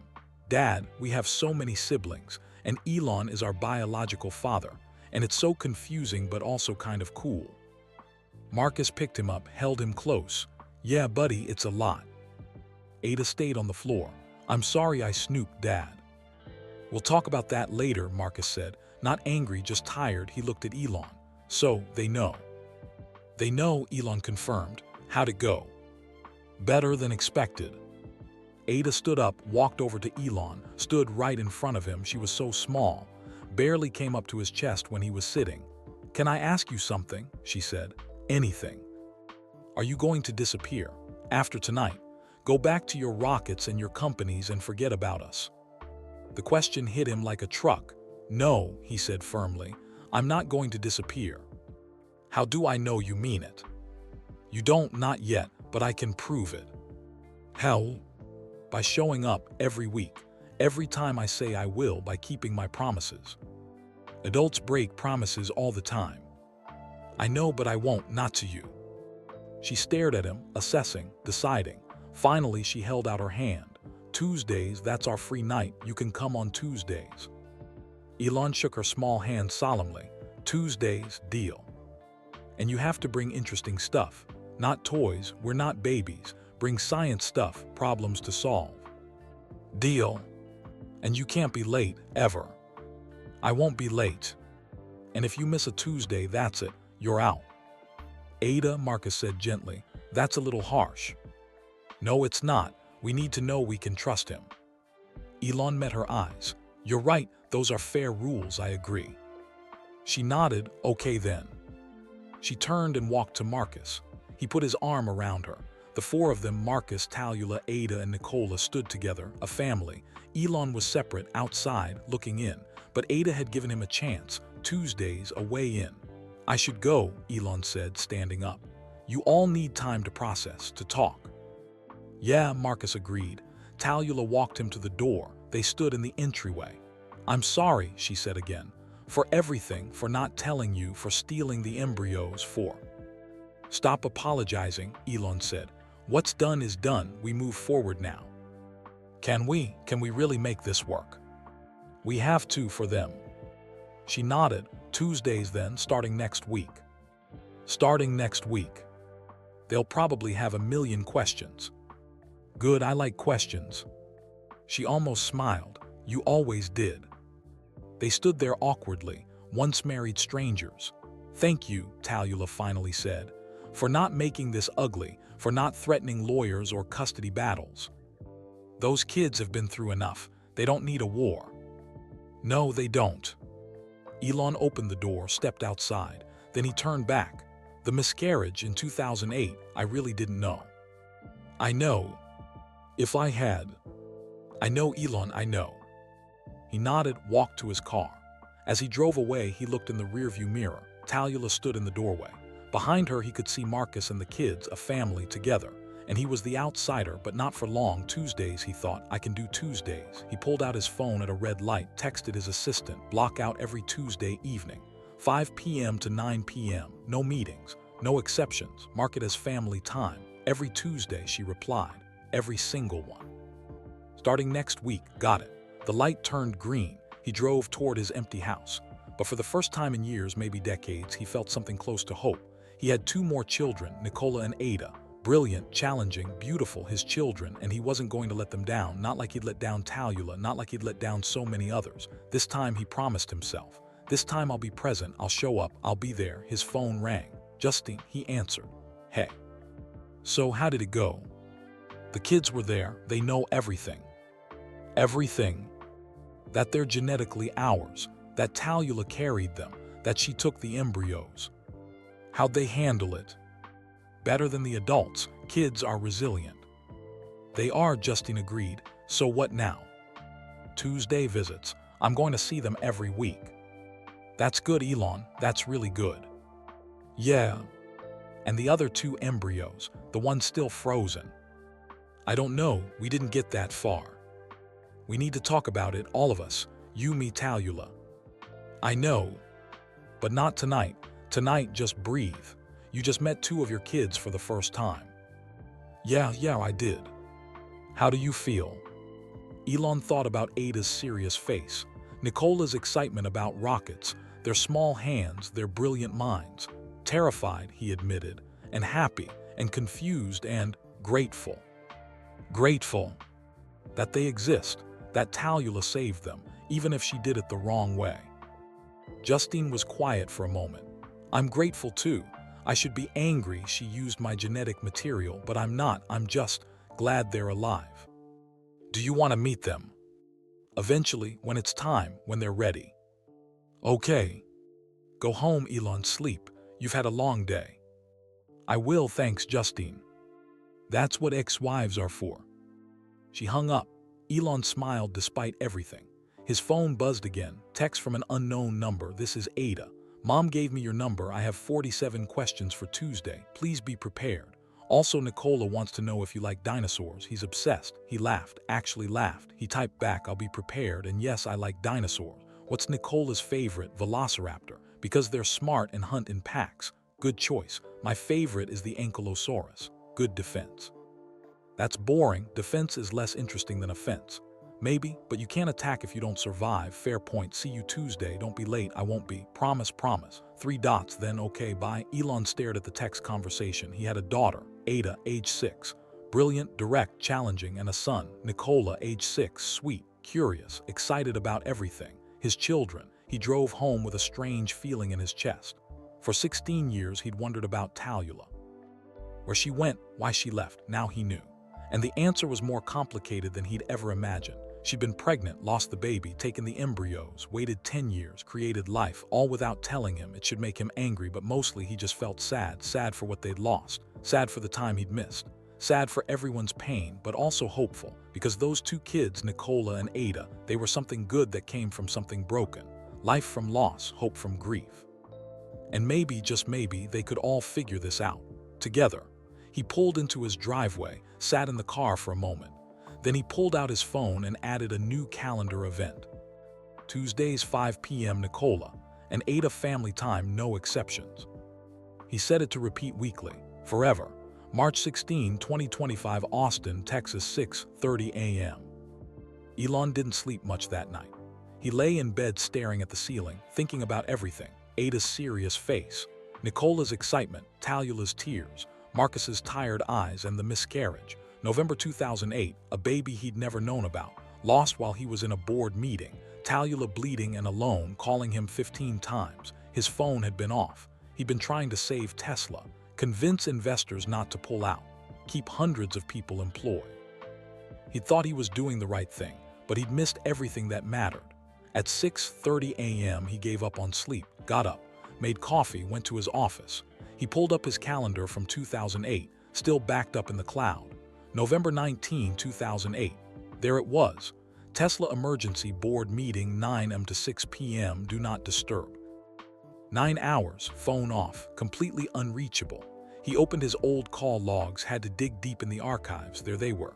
15 missed calls from Talula's number between 11 a.m. and 4 p.m., then nothing. She'd stopped calling, given up, gone to the hospital alone, lost their baby alone. Elon put his head in his hands. "I'm sorry," he whispered to no one. "I'm so sorry." But sorry didn't change the past. His phone rang. Richard Chen, the investigator. "I have more information," Richard said. "Do you still want it?" "Yes, everything." It's a lot, Elon, and some of it is painful." "I can handle painful." "All right, I'm sending files now." Elon's computer pinged. 3 large PDF files appeared. He opened the first one. Report, Tallulah Wilson, Complete History. 2009-2011, Vancouver, Canada. Moved immediately after leaving Elon in January 2009. Worked at a solar energy research facility. Lived alone in a small apartment. Medical records show treatment for severe depression. Therapy sessions twice weekly for 18 months. Elon's chest tightened. He'd done that to her, his absence, his obsession with work. 2011-2013, Toronto, Canada. Transferred to a different research facility. Met Marcus Wilson at a biotech conference in October 2011. Marcus was doing postdoctoral research in oncology. They became friends first, then more. 2014-2016, relationship with Marcus. Moved in together in 2014. Marcus proposed in December 2015. Married June 2016, small ceremony. By all accounts, very happy together. Elon stared at the wedding photo in the file. Tallulah in a simple white dress. Marcus in a suit, both smiling. She looked peaceful, happy, healed. Marcus had done what Elon couldn't, been present, been there. 2017-2018, fertility struggles. Tried to conceive naturally for 2 years, unsuccessful. Medical records show scarring from 2008 miscarriage. Doctors said natural conception unlikely. Began discussing IVF options. So the miscarriage had damaged her, physically scarred her, made it hard to have children. More consequences Elon hadn't known about. 2018, the decision. March 2018, Tallulah revealed the frozen embryos to Marcus. Long discussions about ethics, legality, morality.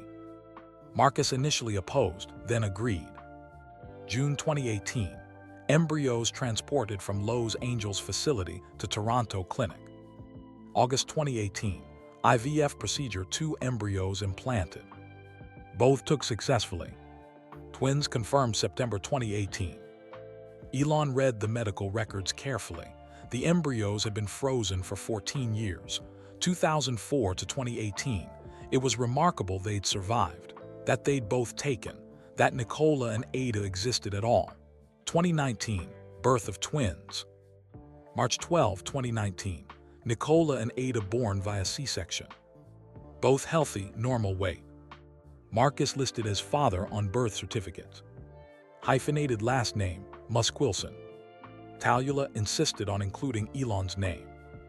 Marcus agreed despite legal complications. So it had been Tallulah's idea, the hyphenated name. She'd wanted Elon connected to them somehow, even while keeping them secret. 2019-2024, raising the children. Family stayed in Toronto. Tallulah continued solar research. Marcus worked at Toronto General Hospital. Children enrolled in French immersion school. Both identified as gifted by age 4. Of course they were gifted. With Elon and Justine's genetics, it was inevitable. 2024, moved to Austin. September 2024, Tallulah accepted position at University of Texas. Solar Energy Research Program. Marcus found position at Dell Medical School. Moved to Austin with children. Enrolled at Cassie's Elementary. Elon sat back. They'd been in Austin for 6 months. 6 months, living in the same city. He could have run into them at any time, at a store, a park, anywhere, but he'd been too busy, too focused on work. It had taken a random airport encounter to change everything. He opened the second file.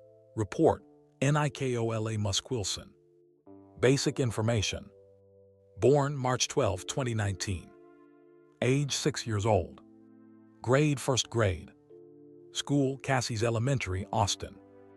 Academic profile. Reading level, 5th grade. Math, 3rd grade level. Science, advanced, special interest in astronomy. IQ tested at 142, very superior range. Personality assessment, from school records and teacher interviews.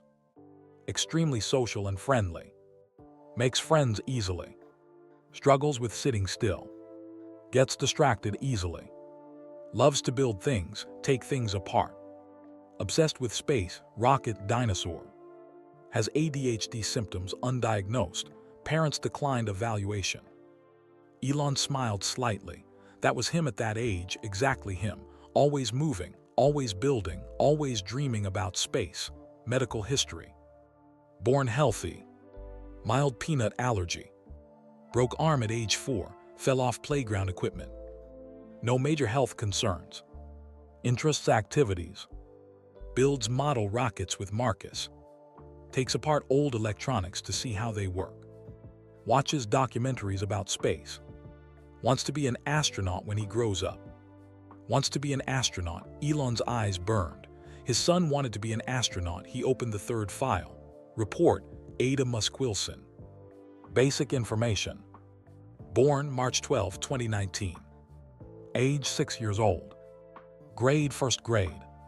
School, Cassie's Elementary, Austin. Academic profile. Reading level, 8th grade. Math, self-teaching calculus concepts. Science, advanced across all areas. IQ tested at 156, exceptionally gifted range. Elon stopped breathing for a second. 156. That was genius level, higher than most adults, higher than most scientists. Personality assessment. Highly analytical and logical. Prefers facts over emotions. Difficulty relating to same-age peers. Very protective of her brother. Can seem cold or blunt. Actually deeply empathetic, but struggles to show it. Shows signs of being on autism spectrum, undiagnosed. That was also familiar. Elon had been diagnosed with Asperger's later in life. The intense focus, the social difficulties, the preference for logic. Ada had inherited that too. Medical history. Born healthy. No major health concerns. Sensory sensitivity, loud noises, certain textures. Anxiety when routines change. Interests, activities. Mathematics competitions, won 2nd place regionally. Chess club. Reads constantly, reads 300-plus page books in one sitting. Solves complex puzzles. Learns programming languages online. Wants to solve important problems when she grows up. Elon felt tears on his face. He was crying. These children, his children, so brilliant, so special, and he'd missed 6 years of growth, learning, development, all the first steps, first words, first questions about the universe. Gone, but there was still time, still years ahead, starting with Tuesday. His phone rang again. This time Gwynn Shotwell from SpaceX, he answered. Hey. Elon, are you okay? You've canceled everything for 2 days. That's not like you. I'm dealing with something personal. Is it serious? Yes, but it's going to be okay. Do you need anything? He thought about that. Actually, yes, I need to adjust my schedule permanently. Okay. Every Tuesday evening, 5 to 9 p.m. Block it out. No meetings, no calls, no emergencies unless someone is literally dying. Gwynn was silent for a moment. Every Tuesday, forever. Forever? Can I ask why? Family time, non-negotiable. Elon Musk is blocking out 4 hours every week for family time. She sounded shocked. Yes. What happened? I'll tell you eventually, but right now I just need you to trust me. Okay, I trust you. Tuesdays are blocked. Thank you. And Elon, I'm glad. You should spend more time with your kids. I know, I'm trying to do better. They hung up. Elon called his other assistants, made the same request, block Tuesdays. Then he called Justine. It's early, she answered groggily. I know, sorry, but I need to talk about the other embryos. That woke her up, the two still frozen. Yes, we need to decide what to do with them. Do you want to use them? I don't know, that's not my decision alone. They're genetically mine too, Justine said, and Talula's been their guardian for 16 years. Exactly, so we all need to talk, the three of us. When? Soon, this week maybe. Justine sighed. This is so complicated. I know. What if we used them? What if we made 2 more children? Then who raises them? You, me, Talula. I don't know, I'm remarried. My husband would have opinions. Marcus would too, and I already have 14 kids. 12, Nicola and Ada make 14. Right, 14, that's already a lot. But they're potential people, Elon, potential lives. I know, that's why we can't just destroy them. But we can't keep them frozen forever either. Why not? Because it's cruel. They're in limbo, neither alive nor dead. They deserve a chance. Elon rubbed his face. Let me talk to Talula, see what she thinks. Okay, but Elon. Yeah. Whatever we decide together. All 3 of us. Plus Marcus, since he's part of this too. Agreed. This is the weirdest situation I've ever been in. Welcome to my life. She laughed despite everything. Yeah, your life is never boring. They hung up. Elon looked at the clock. 8:30 a.m. He had a whole week until Tuesday until he saw Nicola and Ada again. 7 days felt like forever. He opened his laptop, started researching how to be a better father, how to connect with gifted children, how to build trust with kids who don't know you. He read articles, watched videos, took notes. For once, he was treating something like a project, doing the research, preparing. Usually, he just jumped in. Figured it out as he went, but not this time. These kids were too important. He couldn't mess this up. Around noon, his phone buzzed, text from Ada. Question 1 of 47, do you believe in parallel universes? He smiled. She was starting early. Yes, many physicists think they're possible. Why? Because if they exist, there's a universe where you and Mom stayed together, where we were raised normally, where none of this happened. Heavy question from a 6-year-old. Maybe. What do you think of that universe? I don't know, maybe it's better, maybe it's worse. We can't know what we don't experience. That's very wise, I'm very smart. Yes, you are. Question 2, if you could go back and change one thing, would you? Elon stared at the question. Would he? Would he go back to November 19, 2008? Answer Talula's calls, be there for the miscarriage. If he had, Tesla might have died. SpaceX might have failed. Thousands of jobs lost. The future of sustainable energy and space exploration gone. But Talula wouldn't have been hurt, wouldn't have left, wouldn't have taken the embryos. Nicola and Ada might not exist. No, he typed. Because if I changed anything, you might not be here, and I'm glad you're here. 3 dots, then that's a good answer, thanks. What would you change? Nothing, because I like who I am. Even if how I got here was complicated, that's an even better answer. I know, I'm smarter than you. He laughed out loud. Maybe you are, definitely. See you Tuesday. Question 3 coming later, I'll be ready. She went offline.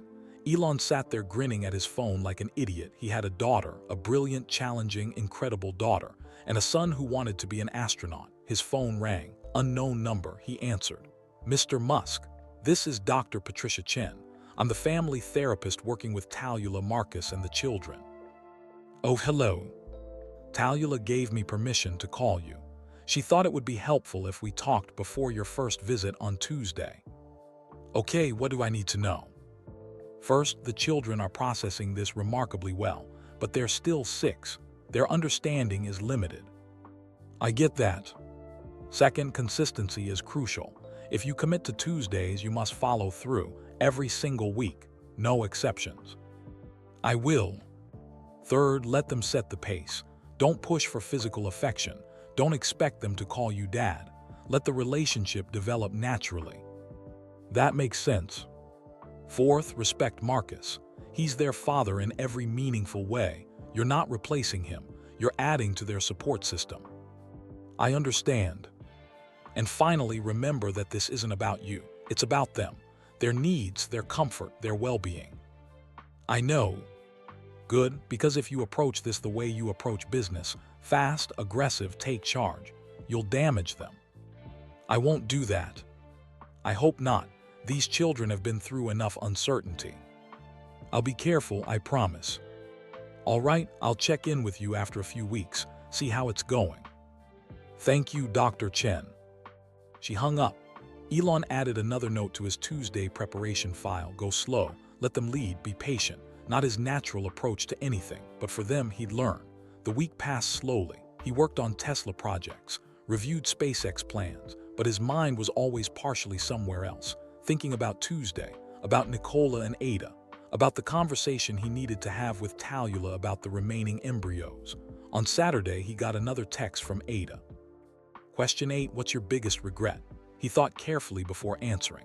Not being there for people I loved when they needed me. Thinking work was more important than relationships. Is that about Mom? Yes, and others. You still do that, choose work over people. I'm trying to do better. That's not an answer. You're right. Honestly, sometimes I still do, but I'm working on it. Why is it so hard for you? Because I think if I don't work constantly, everything will fall apart. The companies will fail. People will lose jobs. The future will be worse. That's a lot of pressure. Yes, maybe you need therapy. He laughed. Maybe I do. I go to therapy with Dr. Chen. It helps me understand my feelings. What do you feel about all this about me? Long pause, 3 dots appearing and disappearing. Finally, confused, curious, a little angry, a little happy. Mostly confused, that's fair. Are you confused? Very. Good. Adults should be honest about not having all the answers. You're going to keep me on my toes, aren't you? Obviously. See you Tuesday. Sunday afternoon, Talula called him. Hi, she said. Can we talk? Of course. The kids won't stop talking about you. Nicola wants to build a rocket with you. Ada has 47 questions prepared. I know, she's been sending them. Has she? Talula laughed. That's very her. She's incredible, they both are. They are. A pause. Elon, about Tuesday, ground rules. I'm listening. Arrive exactly at 5. Not early, not late, exactly 5. Okay. We'll have dinner together, all 5 of us. Then you can spend time with the kids until 8:30. They need to be in bed by 9. Got it. No talk about business, no phone calls, no distractions. I'll leave my phone in the car. Really? Really? Wow, okay, she sounded surprised. And Elon, thank you. For what?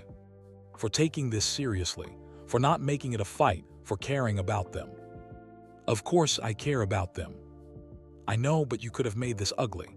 Lawyers, custody battles, media. That wouldn't help anyone.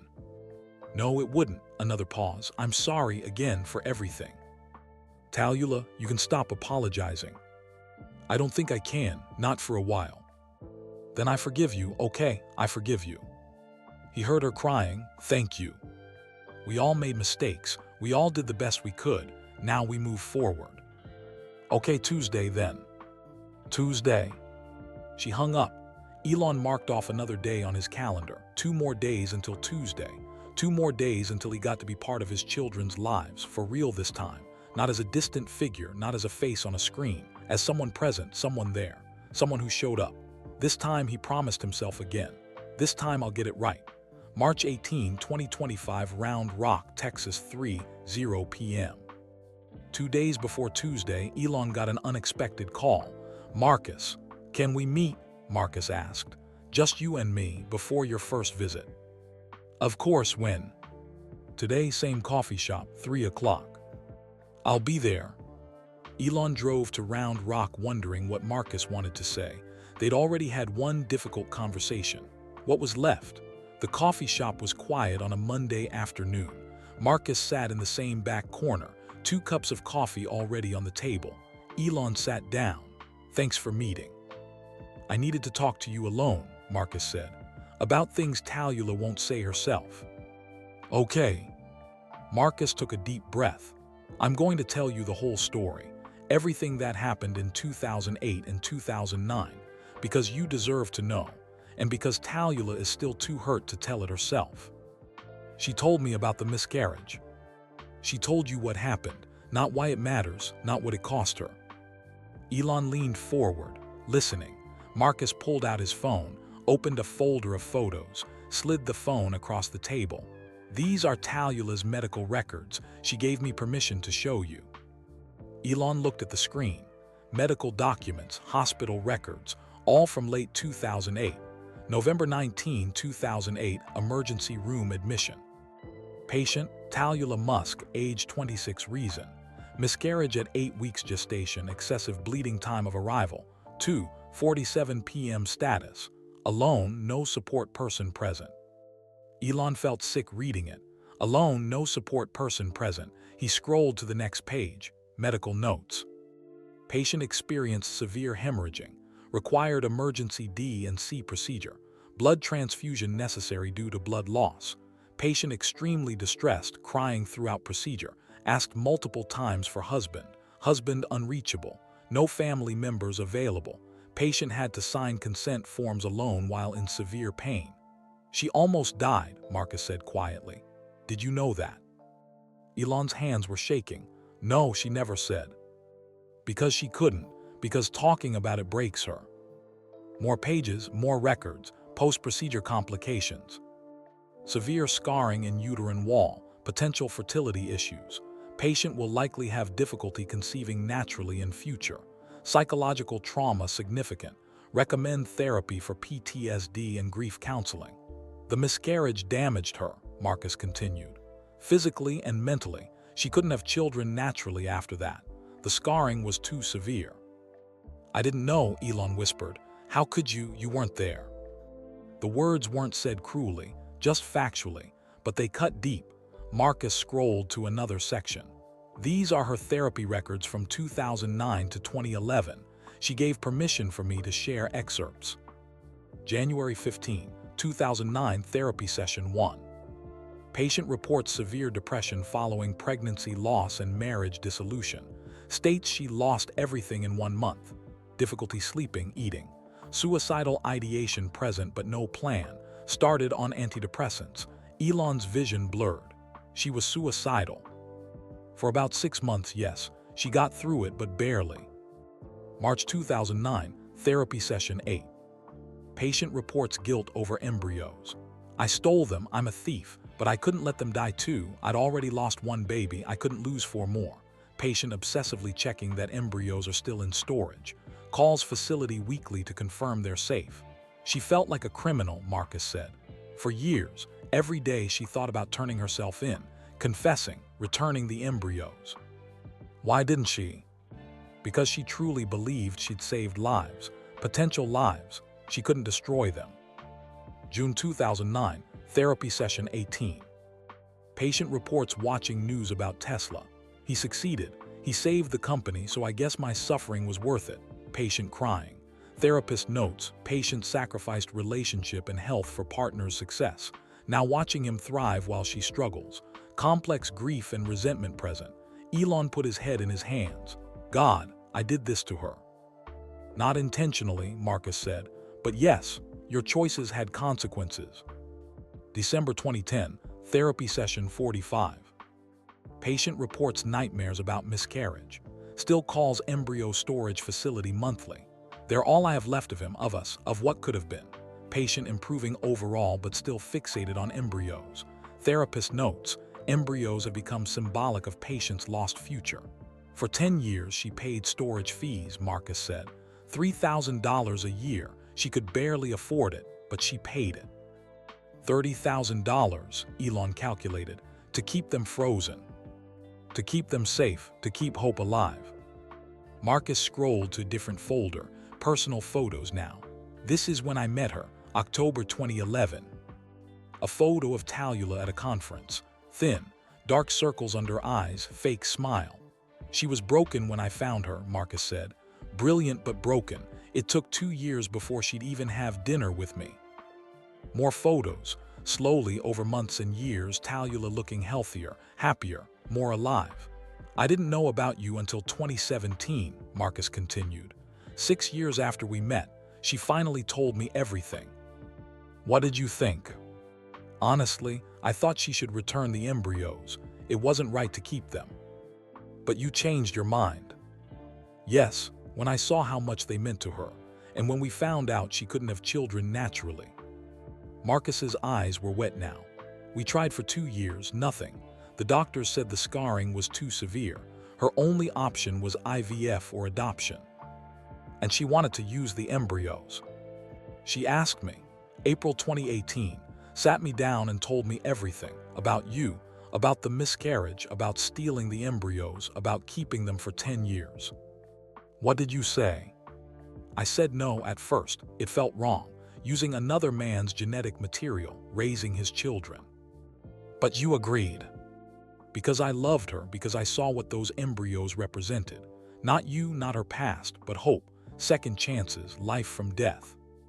Marcus wiped his eyes. And because I wanted to be a father, I didn't care about genetics. I cared about raising children, loving them, being there for them. He pulled up more photos, pregnancy photos, Talula's belly growing. She was terrified the whole pregnancy, Marcus said, terrified of another miscarriage, didn't relax until the babies were born. March 12, 2019, Elon said. Yes, 27 hours of labor, complications, emergency C-section. I was there the whole time holding her hand, telling her it would be okay. Birth photos, 2 tiny babies, Marcus cutting umbilical cords, Talula crying with relief and joy. I was the first person to hold them, Marcus said. Both of them, Nicola in my right arm, Ada in my left. That moment, his voice broke. That moment made me a father. More photos, Marcus feeding bottles, changing diapers, walking the floor at 3 a.m. with a crying baby. First steps, first words, first days of school. I was there for all of it. He looked at Elon. So when I say I'm their father, I mean it. Not because of biology, because of time, because of presence, because of love. I know, Elon said. I'm not trying to replace you. Aren't you though? Marcus's voice hardened slightly, even a little. No, I just want to know them. Why now? Why do you care? Because they're my children. No, they're children with your DNA. There's a difference. Then what am I supposed to be to them? Marcus was quiet for a long time. I don't know. That's what we're all trying to figure out. He scrolled to recent photos. Nicola and Ada at 6 years old. They're good kids, Marcus said. Really good. Nicola is sweet and curious. Ada is brilliant and intense. They love each other fiercely. They're happy. I can see that. And I'm terrified you're going to ruin it. The words hung in the air. What do you mean? Elon asked. I've watched you, Elon, for years. I've read about you, seen interviews. You're brilliant and driven and you change the world. But you're also chaotic, impulsive. You make big promises and get distracted. You have 12 other kids you barely see. I'm trying to do better. Are you? Or are you just excited about 2 new shiny things? That stung because it was partially true. I care about them, Elon said. I believe you right now, but what about in 6 months, a year, when work gets crazy again, when Mars missions need planning and Tesla has problems? I'll still show up. You say that. I mean it. Marcus leaned forward. Let me tell you what happens if you don't, if you start this and then disappear. I'm listening. Nicola will be devastated. He's already attached to the idea of you, his hero, the rocket man. If you let him down, it'll break his heart. Elon felt that like a punch. And Ada, Marcus continued. She'll pretend she doesn't care. She'll say it's fine. But inside, she'll take it as confirmation that she's not worth staying for, that something is wrong with her. There's nothing wrong with her. I know that, you know that, but she won't know that if you abandon her. I won't abandon them. Then prove it, not with words, with actions. Every Tuesday, for months, for years. Show them you're reliable. I will. Marcus stared at him. I want to believe you, but I've seen too many absent fathers, too many men who meant well but couldn't follow through. I'm not like other men. That's what worries me. You're not normal, Elon. Your life isn't normal, and kids need normal. They need routine, stability, boring consistency. I can give them that on Tuesdays. Can you? Can you really turn off being Elon Musk for 4 hours a week? I'll try. Trying isn't enough. You have to succeed. Because if you fail, you're not just disappointing yourself. You're hurting 2 children who didn't ask for any of this. Silence fell between them. Elon thought about his other children. How many school plays had he missed? How many birthdays? How many bedtimes? Too many, way too many. Vivian didn't even talk to him anymore, 20 years old and completely estranged. Griffin was distant, polite but distant. The triplets were fine, but they didn't really know him. Only the young one's ex, Exas Shivans 3, had a chance at a real relationship with him, and even that was limited. I've been a bad father, Elon admitted. To most of my kids, I know that. Marcus nodded. At least you're honest. But I want to do better, with all of them, starting with Nicola and Ada. Why them, why now? Because I missed everything. 6 years of their lives, gone. I can't get that back, but I can be present for the next 60 years. If you live that long. I plan to. Marcus almost smiled. Of course you do. He pulled up one more photo, recent, from last week. Nicola and Ada sitting at the kitchen table doing homework, both concentrating hard, Nicola's tongue sticking out slightly, Ada's brow furrowed. This is what you're walking into, Marcus said. Two normal kids with abnormal brains. They need patience, understanding, someone who gets them. I get them, I was them. Were you? You grew up in South Africa. Different time, different world. I was a weird kid obsessed with space and computers. I didn't fit in. I was bullied. I escaped into books and ideas. Marcus studied him. Yeah, you probably were like them. Ada especially. She's like looking in a mirror. She is, same intensity, same analytical mind, same difficulty connecting with peers. How do I help her with that? You don't try to fix her. You show her that being different is okay, that her brain is a gift, not a curse. I can do that. And Nicola? What about him? He's going to hero worship you. He already does. Don't let him down. I won't. He wants to be an astronaut, you know. I read that in the report. He talks about it constantly. Going to Mars, exploring space, following in your footsteps. Elon's chest tightened. That's a lot of pressure. Yes, so don't make promises you can't keep. Don't tell him he can work at SpaceX someday unless you mean it. I mean it. If he wants to, if he works hard, there will always be a place for him. And if he doesn't, if he decides he wants to be something else, then I'll support that too. Marcus nodded slowly. Okay, good. He gathered his phone, put it away. One more thing. What? Talula still loves you. A little. Not romantic love, but something. Elon blinked. What? She never fully let go. How could she?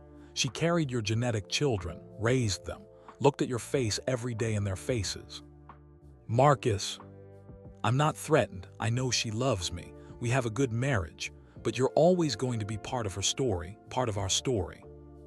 I don't want to complicate your marriage. You already have, by existing, by being their biological father. Marcus stood up. But that's okay. We'll figure it out, all of us together. He held out his hand. Elon shook it. Thank you, Elon said, for taking care of them, for being there when I couldn't. When you weren't, Marcus corrected gently. You could have been, you chose not to. I didn't know they existed. I'm talking about Talula in 2008. You could have answered her calls, you chose not to. That was fair, harsh but fair. You're right, I made choices, bad choices. We all make bad choices. The question is what we do after. Marcus headed toward the door, then turned back. See you Tuesday, 5 p.m. Don't be late. I won't be. And Elon, bring something interesting. Ada will test you. She wants to make sure you're as smart as everyone says. What should I bring? A problem, a real one. Something you're actually working on. She'll love that. Marcus left. Elon sat alone with his coffee, thinking about everything Marcus had said.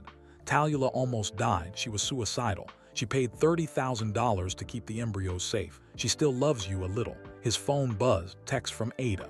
Question 23. If you had to choose between saving SpaceX or Tesla, which would you choose? He smiled despite the heavy conversation. Neither. I'd figure out a way to save both. That's cheating. You have to choose. Then SpaceX, because space exploration is humanity's future. Even though Tesla helps climate change, it's an impossible choice. Both matter, that's still cheating. Fine, SpaceX, but I'd be sad about Tesla. Acceptable answer.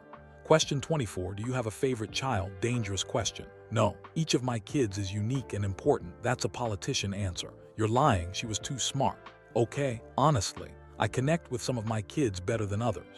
The ones who share my interest. but I love them all equally. Do you think you'll connect with us? Me and Nicola, I already do. You're both fascinating. Nicola is easy to like, I'm more difficult. Why do you think that? Because I'm blunt, I say what I think. Most adults don't like that. I like it, I'm the same way. Really, really. People say I'm difficult too. Good.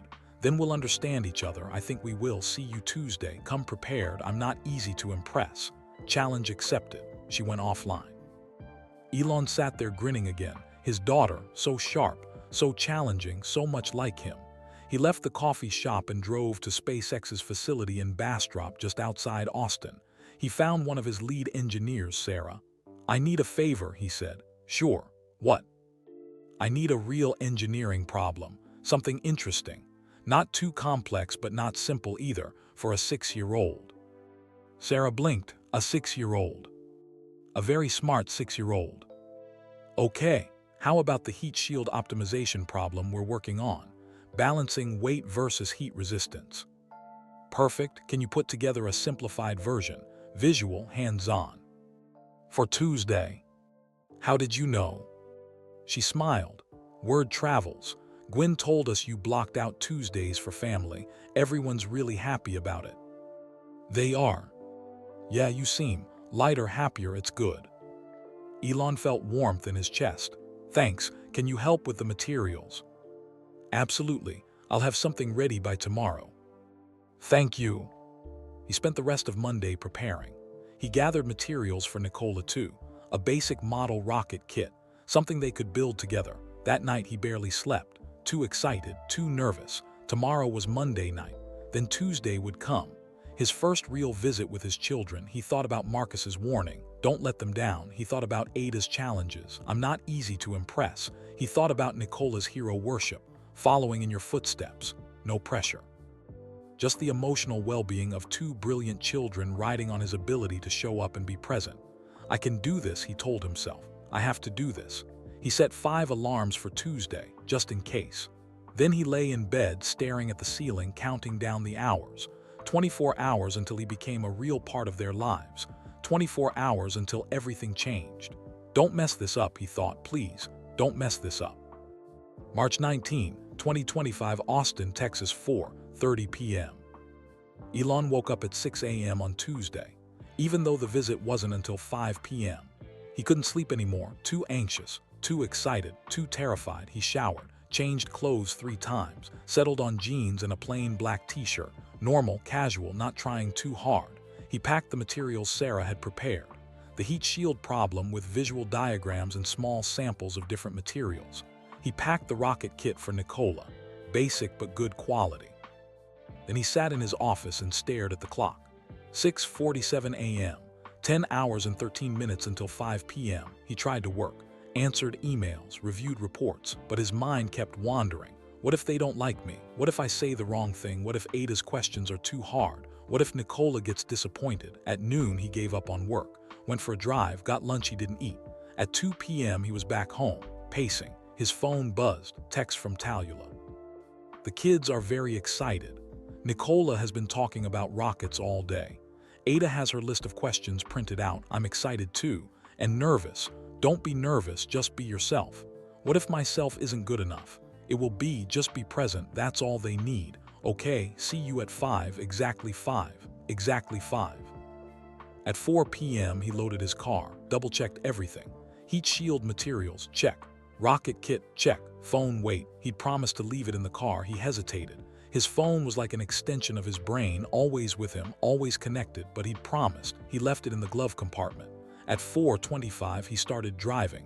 20 minutes to Tarrytown. He'd arrive exactly at 5. Traffic was light. He made good time. At 4:52, he was parked 3 houses down from Talula's address, waiting. He watched the clock on his dashboard. 4:53, 4:54, 4:55. His heart was pounding like he was about to give a presentation to NASA. Worse actually, 4:56, 4:57. He took deep breaths, tried to calm down. 4:58, 4:59. At exactly 5:00 p.m. he got out of the car, grabbed his bag with the materials, walked up to the house. The bikes were still in the driveway, the basketball hoop, the trampoline, signs of normal childhood. Something Elon had never really had, something his kids had never really had. He rang the doorbell at 5:01 p.m. The door opened immediately. Ada stood there, hair in two neat braids, purple shirt with a math equation on it, serious expression. "You're 1 minute late," she said. "I rang the bell at 5:01. I got out of my car at exactly 5:0. She considered this. "Acceptable, come in." She stepped aside. Elon entered. The house smelled like dinner cooking, something with garlic and tomatoes, pasta maybe. Nicola came running from the kitchen. "He's here, he's here." He stopped 3 feet from Elon, suddenly shy. "Hi," Nicola said quietly. "Hi," Elon replied. "I built a rocket today, wanna see?" "Absolutely. Come on." Nicola grabbed Elon's hand without hesitation. The touch was electric, this small hand in his son's hand. Elon's eyes burned, but he blinked the tears back. Nicola pulled him toward the living room. Ada followed, watching carefully. Talula appeared from the kitchen. She wore an apron, casual clothes, hair pulled back. "Hi," she said. "Welcome." "Thank you for having me." Marcus came down the stairs. He nodded at Elon. "Not hostile, not warm, neutral. Dinner will be ready in 30 minutes, Talula said. "Kids, show Elon what you've been working on." The living room had been transformed into a workshop. Papers everywhere, books, building materials, a half-finished cardboard rocket in the corner. "I made this," Nicola announced proudly, pointing at the cardboard rocket. It was about 3 feet tall, painted red and silver, fins attached with duct tape. A pointed nose cone made from a plastic bottle. "This is impressive," Elon said, kneeling down to examine it. "You did all this yourself?" "Dad helped with the cutting, but I designed it." "What's it called?" "The Nicola one," the boy beamed. "Every good rocket needs a name. Can I look inside?" "Yeah." Elon peered into the open top. "What's your propulsion system?" "Pro what?" "How were you planning to make it fly?" "Oh, I don't know. I didn't get that far." "That's the hard part. Making things actually fly. Want to learn?" Nicola's eyes went huge. "Yes." Ada stepped forward. "I have questions first." "Ada, let them talk about rockets," Talula said gently. "No, it's okay," Elon said. "Questions first, rockets second, deal." "Deal," Ada agreed. She pulled out a folded piece of paper, unfolded it, a typed list of questions. "I narrowed it down to 15 questions for today. The other 32 can wait." "Very efficient," Elon said seriously. "I know. Question 1, what's your opinion on the Fermi paradox?" Elon blinked. That was not a typical 6-year-old question. The Fermi paradox, the question of why we haven't found alien life if the universe is so big. "Yes, your answer." "I think intelligent life is probably rare, or far apart, or both, but that makes it even more important that we become a multiplanetary species." Ada wrote something down. "Acceptable. Question 2, do you think AI will destroy humanity?" "I think it could if we're not careful. That's why I'm working on AI safety." "Are you scared of it?" "Yes, a little." She nodded approvingly. "Good, fear keeps us careful." Question 3. "Ada, baby, maybe save some questions for after dinner," Talula suggested. "But..." "I brought something for you," Elon interrupted. "A real problem I'm working on at SpaceX, wanna see?" Ada's eyes lit up. "A real problem?" "A real one." He pulled out the materials Sarah had prepared, laid them on the coffee table, different materials, metal samples, ceramic, composite, each labeled with properties. "We're trying to design heat shields for spacecraft," Elon explained. "When something comes back from space, it gets very hot, thousands of degrees. We need materials that can handle that heat but also aren't too heavy." Ada picked up each sample, examining them. "What's the trade-off?" "Heavier materials resist heat better, but heavy shields need more fuel to launch, so we need to find the right balance." "Optimization problem," Ada said. "Exactly." "I can do optimization." She started arranging the samples, comparing, calculating in her head. Nicola looked bored. "This is too much math. Can we do rockets now?" "Yes," Elon said. "Let's build one." He pulled out the model rocket kit. Nicola gasped. "A real rocket kit?" "Real rocket, real launch. We can fly it this weekend if your parents say okay." "Can we?" Nicola begged Marcus and Talula. "We'll see," Marcus said. "Let's eat dinner first." Dinner was spaghetti with meat sauce, garlic bread, salad. They sat at the kitchen table, all five of them, Talula and Marcus at the ends, Elon on one side, Nicola and Ada on the other. It felt strange, like playing house, like pretending to be a normal family, but also nice. "How's work?" Marcus asked Elon. "Busy, always busy, but I blocked out Tuesdays now. No meetings, no calls." "Really?" Talula sounded surprised. "Every Tuesday?" "Every Tuesday, forever." Ada looked up from her spaghetti. "You promise?" "I promise." "What if there's an emergency? A rocket explodes or something?" "Then someone else handles it. Tuesdays are for family." She studied him. "We'll see if you mean it." "I mean it." Nicola was wiggling in his chair. "Can we talk about rockets now?" "What do you want to know?" Elon asked. "Everything. How do they work? How do you make them? Can I build one that really flies?" "Rockets work by pushing mass out the back really fast. That pushes the rocket forward." "Like a balloon." "Exactly like a balloon. And yes, you can build ones that really fly. We'll start small, work our way up." "Can I work at SpaceX when I grow up?" "If you work hard and study hard, absolutely." Marcus cleared his throat. He might want to do something else. "That's okay too," Elon said quickly. "Whatever makes you happy, Nicola."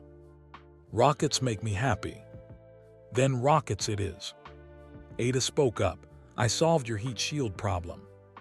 "Already?" "It took 12 minutes. The composite material with titanium reinforcement, light enough to launch, strong enough to survive re-entry.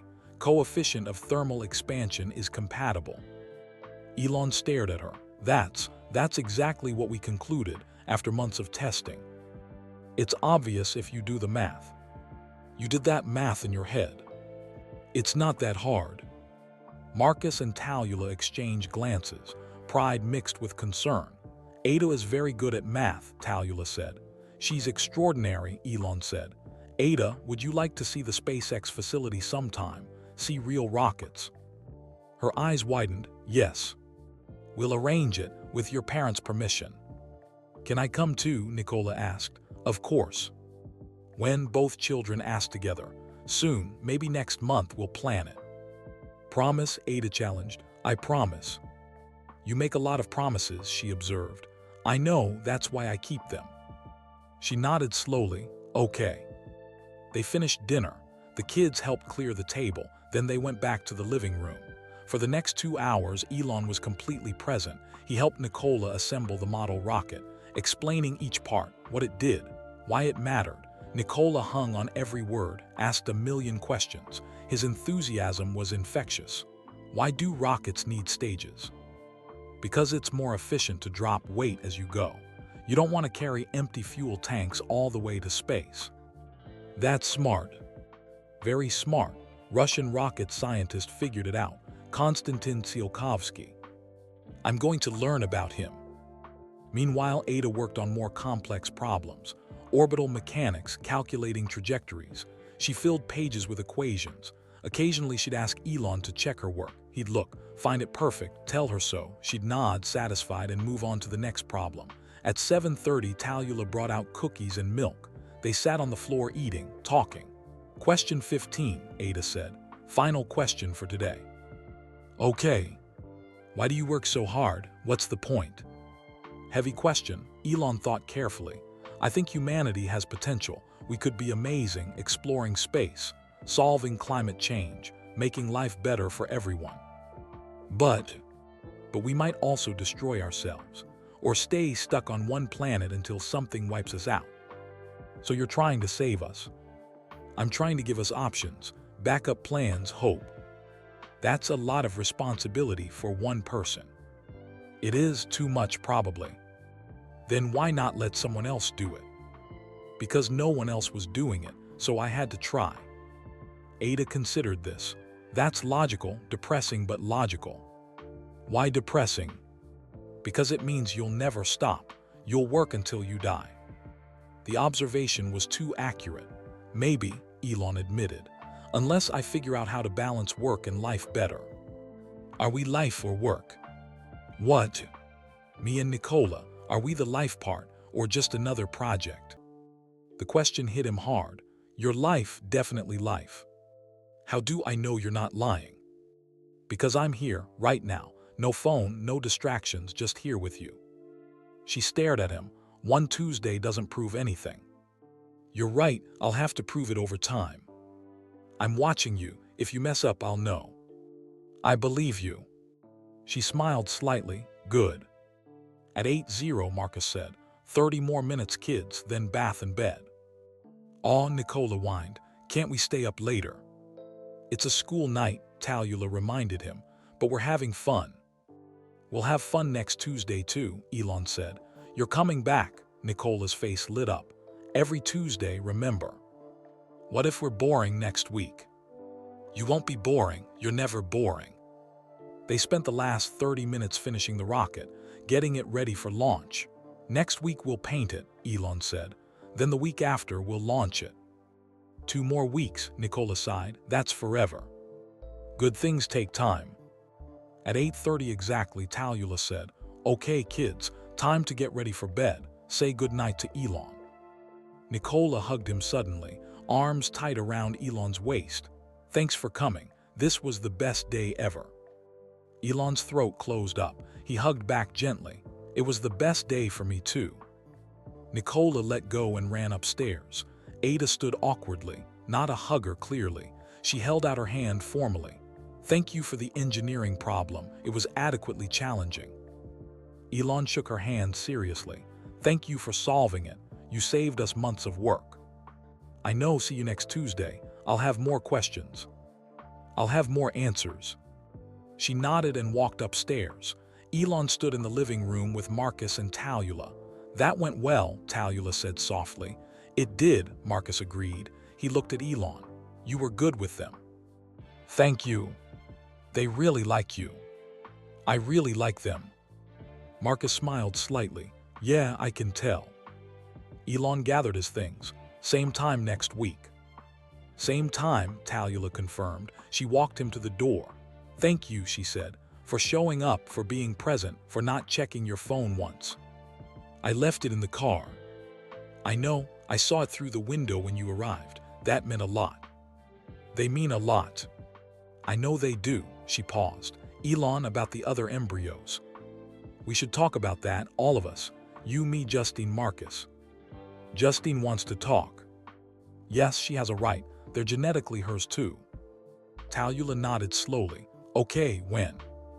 Soon, but not tonight. Tonight was perfect. Let's not complicate it. Agreed.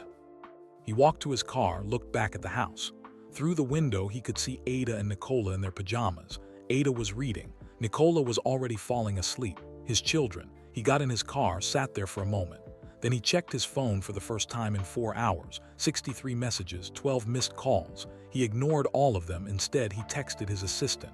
Tuesday was perfect. Block out next Tuesday, and every Tuesday after that. Forever. Then he drove home.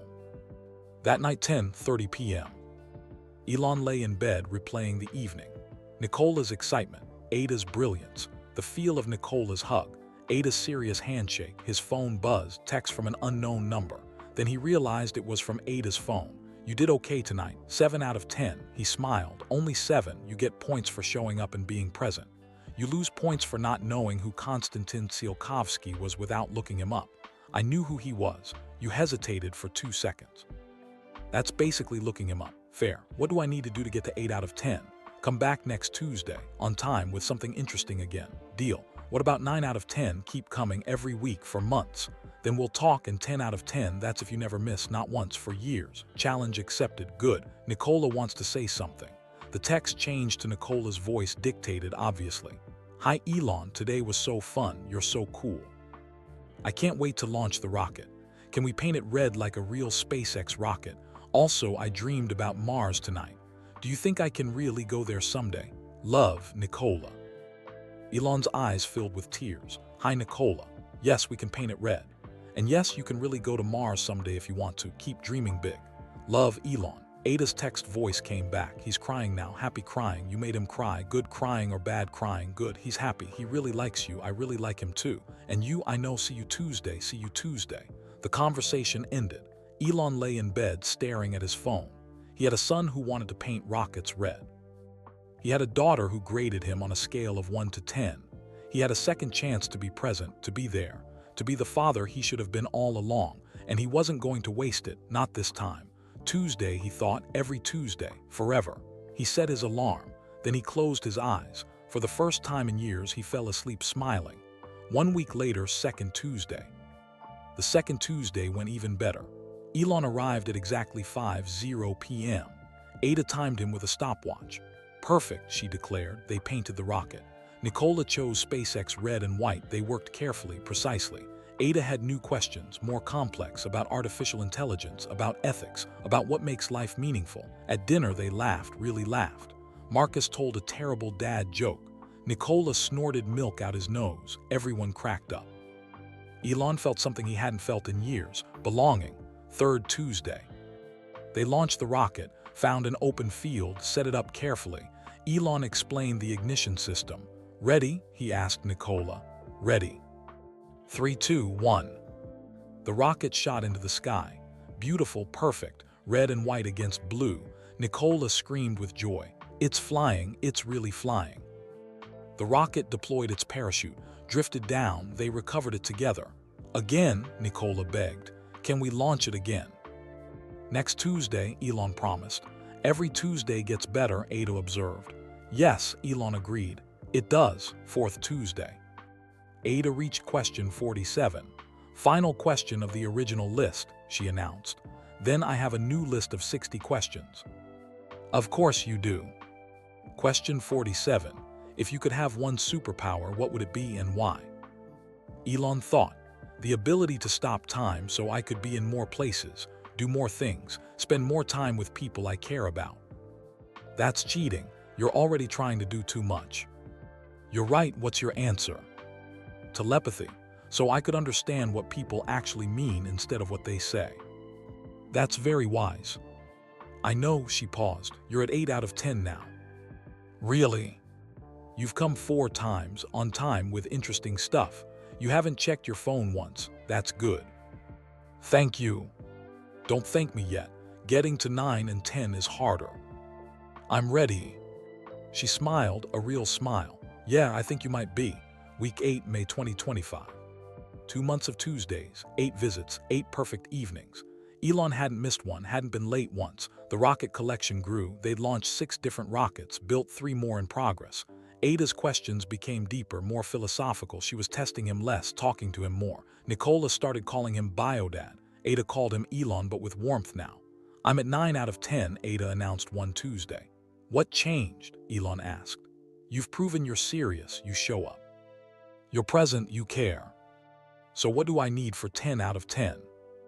Time, years, keep doing this until I'm 20, then maybe 10 out of 10. That's a long time. Good things take time, you taught me that. Elon smiled. Yeah, I did. That night as he was leaving, Talula pulled him aside. We need to talk about the other embryos soon. I know, I've been putting it off. We can't anymore, they need a decision. Okay, when? Next week, Friday, you, me, Justine, Marcus, all of us together. Okay, I'll arrange it. She touched his arm. Thank you for everything, for being here, for being good to them. They're easy to be good to. Still, you're doing better than I expected. Better than you hoped. She smiled. Yeah, better than I hoped too. Elon drove home that night thinking about the 2 frozen embryos in Toronto, 2 more potential children, 2 more lives waiting for a decision. What would they decide? He didn't know. But whatever they chose, they choose together, as a family. A complicated, messy, impossible family, but a family nonetheless. May 24, 2025, downtown Austin, 2:00 p.m.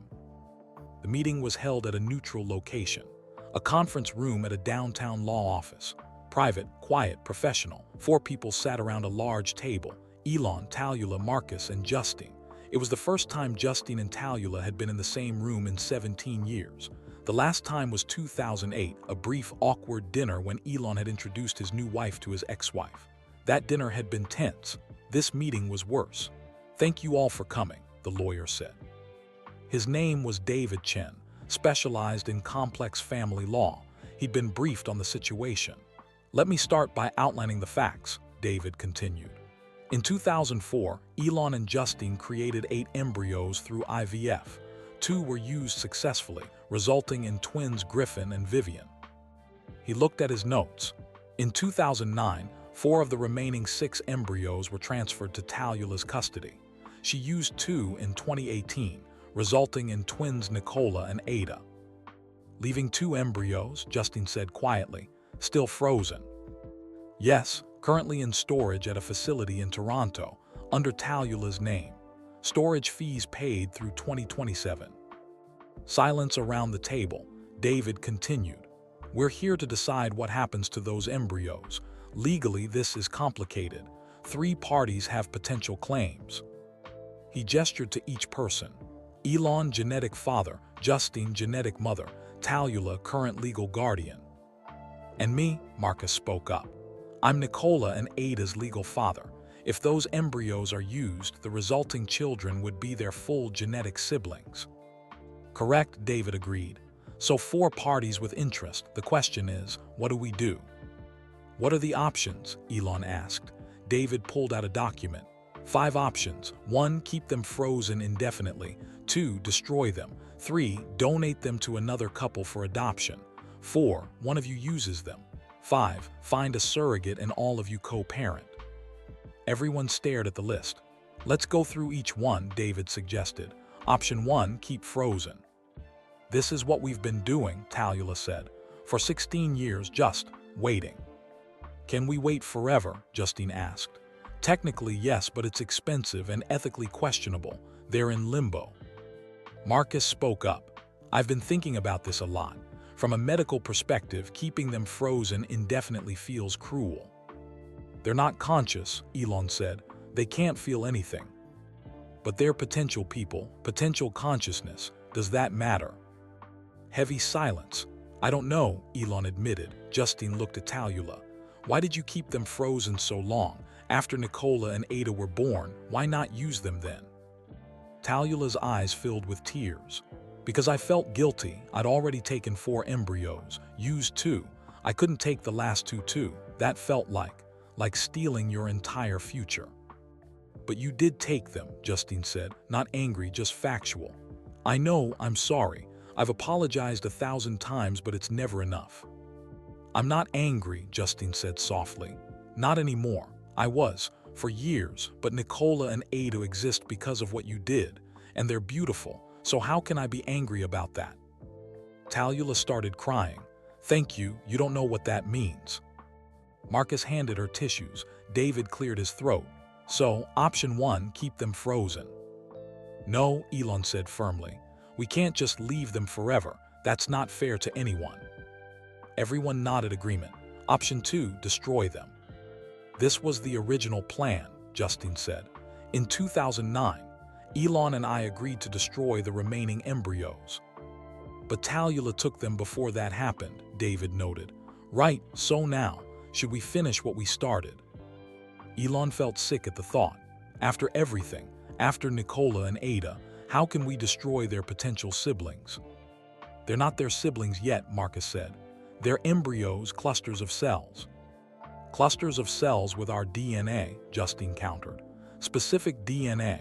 If we implant them, they become specific people. If we destroy them, those specific people never exist. Is that murder? Ada's question from weeks ago.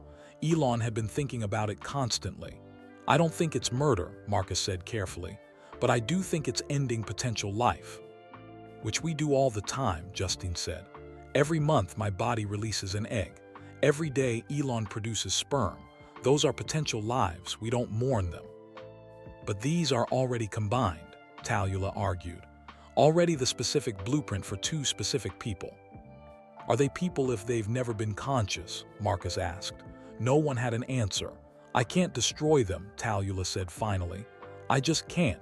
Not after saving them for 16 years. I don't want to either, Elon admitted. Justine was quiet for a long time. Neither do I, even though logically I know they're just cells. Emotionally, I can't. David made a note. Option 2 is eliminated. Next, option 3, donate for adoption. This is interesting, David said.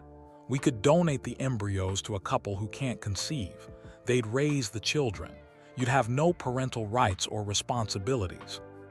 2 more children with our DNA out there, Justine said slowly. Growing up with strangers. Is that bad? Marcus asked. I don't know, maybe not. People donate eggs and sperm all the time. But they don't usually know the resulting children exist, Elon said. We would know. We'd know there are 2 more kids out there. We'd always wonder about them. Would the adoptive parents tell the children? Tallulah asked David. That would be up to them, but most do eventually. So yes, someday 2 teenagers might show up saying we're your genetic children. Elon imagined that, 2 more kids at his door, angry or curious or confused. That feels complicated, he said. Everything about this is complicated, Marcus reminded him. True, but this option means we give up all control, all connection. Is that what we want? It's better than destroying them, Tallulah said. But is it better than the other options? Justine asked. They sat with that question. Let's table this and come back to it, David suggested. Option 4, one of you uses them. This was the hardest option. Who would use them? David asked. And how? Justine spoke first. Not me. I'm 53 years old. I'm done having children. My husband and I have our life. I can't start over with babies. That's fair, Elon said. What about you? Justine asked him. You're 53 too, but you have young children. I have 14 children already. 12 I knew about plus Nicola and Ada. That's more than enough. But these would be full genetic siblings to Griffin, Vivian, Nicola, and Ada, Tallulah said. Your children's siblings. Half siblings to the others, Justine added. But yes, full siblings to those 4. Elon thought about his kids. How would they feel? I'd need to ask them, he said. Especially Griffin and Vivian, they're adults. They have a right to weigh in. What about me? Tallulah said quietly. Everyone looked at her. I'm 43, I could carry them, I did it before. Marcus's face went pale. Tallulah. I'm just saying it's possible. You want more children? Marcus asked carefully. I don't know, maybe. They would be Nicola and Ada's full siblings. Genetically. But I'd be their father, Marcus said. On the birth certificate, raising them. Are you asking me to raise 4 children that aren't biologically mine? You're already raising 2. That's different. We decided that together. This feels like you're deciding without me. Tallulah's face crumpled. You're right, I'm sorry. I shouldn't have said anything without talking to you first. Marcus took her hand. It's okay, but this is a big decision. We need to discuss it privately, not here. David made a note. So option 4 is possible but needs more discussion. Option 5, surrogacy with co-parenting. This is the most complex option, David said. Find a gestational carrier, implant the embryos. The resulting children are co-parented by all of you. All of us? Elon repeated. Yes, some combination. You'd need to work out custody, decision-making, financial responsibility. That sounds like a nightmare, Justine said. It would be complicated, David agreed. But possible. There are precedent cases. What would that look like? Marcus asked. Practically. However you design it. Maybe the children live primarily with Tallulah and Marcus, since they're raising Nicola and Ada. But Elon has regular visitation. Justine is involved as much as she wants. Like extended family, Tallulah said. Exactly. Elon tried to imagine it. 2 more babies, 2 more children to split time with, to coordinate schedules with, to raise together. It would take incredible cooperation, he said. Yes, David agreed. And trust. If any of you can't work together, this option fails. They all looked at each other. 2 months ago, they barely knew each other. Elon and Tallulah hadn't spoken in 16 years. Justine and Tallulah had met once briefly. Now they were talking about raising children together. I don't know if we're ready for that, Justine said honestly. Neither do I, Marcus admitted. They took a break, stepped outside, got coffee. Elon found himself alone with Justine. This is insane, she said, completely. 2 months ago, I didn't know those embryos still existed. Now we're deciding whether to make more children. How do you really feel about it? Elon asked. Justine was quiet for a moment. Honestly, part of me wants them to exist. They'd be Griffin and Vivian's full siblings, and after Nevada died. She stopped, their first son, lost to SIDS at 10 weeks old. After Nevada, we made so many embryos, she continued. We were desperate for children, for life, and now there are 2 left. It feels like finishing what we started. But I can't raise them. I don't have the energy, the time, the desire. I'm in a different place in my life. I understand. Do you want them? She asked. I don't know. 14 kids is already overwhelming, but the idea of destroying them or giving them away feels wrong. Yeah. They stood in silence. Griffin and Vivian should decide, Justine said finally. They're adults. If these embryos are used, those children will be their full siblings. They have a right to say what happens. You're right, Elon agreed. Let's ask them. They reconvened after 30 minutes. We've been thinking, Elon said. Before we decide anything, we should ask Griffin and Vivian. These would be their full genetic siblings. They should have input. That's fair, Talula agreed. And Nicola and Ada, Marcus added. If we use the embryos, the resulting children would be their full siblings too. They should know. They're 6, Justine said. Can they really understand this? Ada can, Elon said. She understands everything. And Nicola deserves to know too, Marcus said, even if he doesn't fully get it. David nodded. So we're tabling the decision until you consult with the children. Yes, everyone agreed.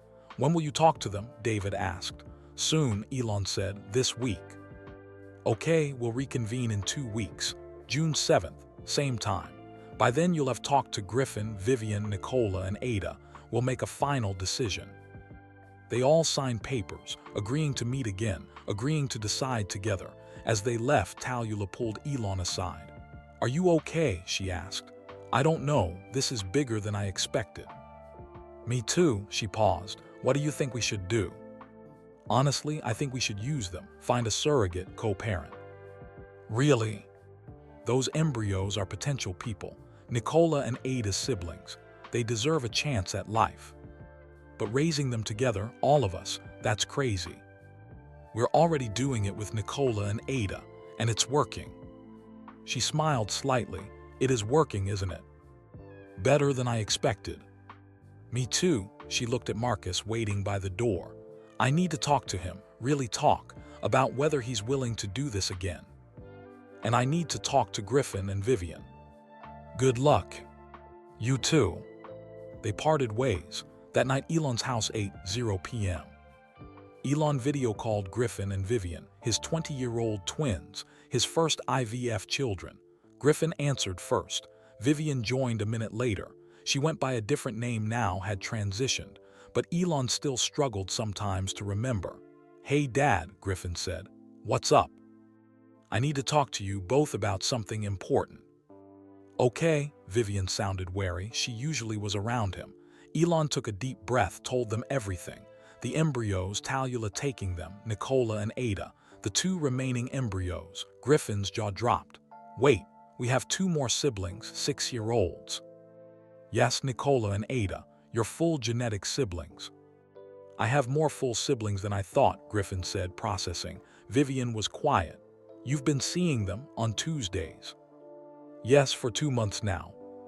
And you didn't tell us. I wanted to, but it's been complicated. I'm telling you now. What are they like? Griffin asked.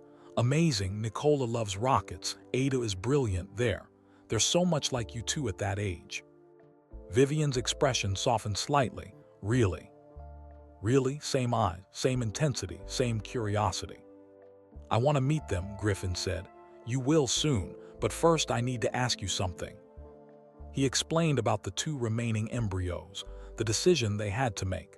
Griffin and Vivian listened in silence. So you're asking us if you should make 2 more of our siblings? Griffin asked. Yes. If these embryos are used, those children would be your full genetic siblings. You should have a say. Long silence. What do you think? Vivian asked her brother. Griffin thought carefully. I think they should exist, if they can. It's weird, but they're already kind of real in my head, potential people. How can we just destroy that? That's how I feel too, Vivian admitted. But who would raise them? All of us, Elon said. That's the plan. Surrogate carries them. Talula and Marcus raise them primarily. I'm involved. Justine too if she wants co-parenting. That sounds complicated. It is. But possible. I think so if we all commit. Vivian was quiet for a long time. Then, I want to meet Nicola and Ada first, before I decide. That's fair. This weekend, she asked. I'll arrange it. Griffin nodded. Same, I want to meet them, then I'll tell you what I think. Okay, thank you both, for listening, for being open. Dad, Vivian said, yeah. Are you really showing up for these kids, like actually being there? Every Tuesday, I haven't missed once. That's good, they deserve that. Her voice was softer, less angry. All my kids deserve that, Elon said. Including you, I'm sorry I wasn't there more when you were growing up. Vivian's eyes got wet. Yeah, me too. Can we start over? Maybe have dinner sometime. Maybe, let me think about it. Okay, that's fair. They hung up. Elon sat in silence. His oldest children, 20 years old, adults now, he'd missed so much of their childhood, too busy, too distracted, too focused on work. But maybe it wasn't too late to rebuild. Maybe it was never too late. Tuesday night, May 28, 2025, Talula's house. It was Tuesday, Elon's 10th visit.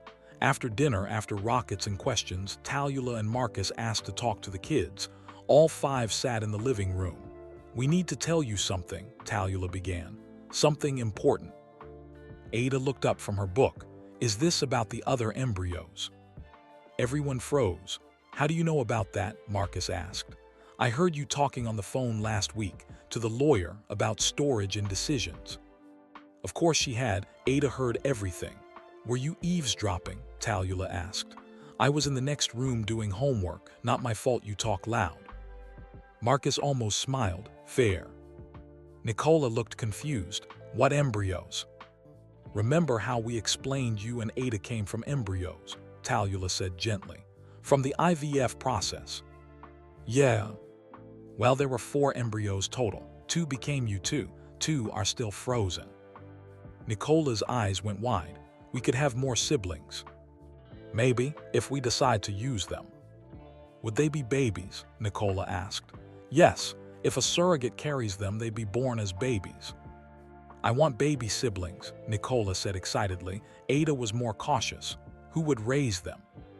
Us, Marcus said. Primarily, but Elon would be involved, and Justine, your biological mother.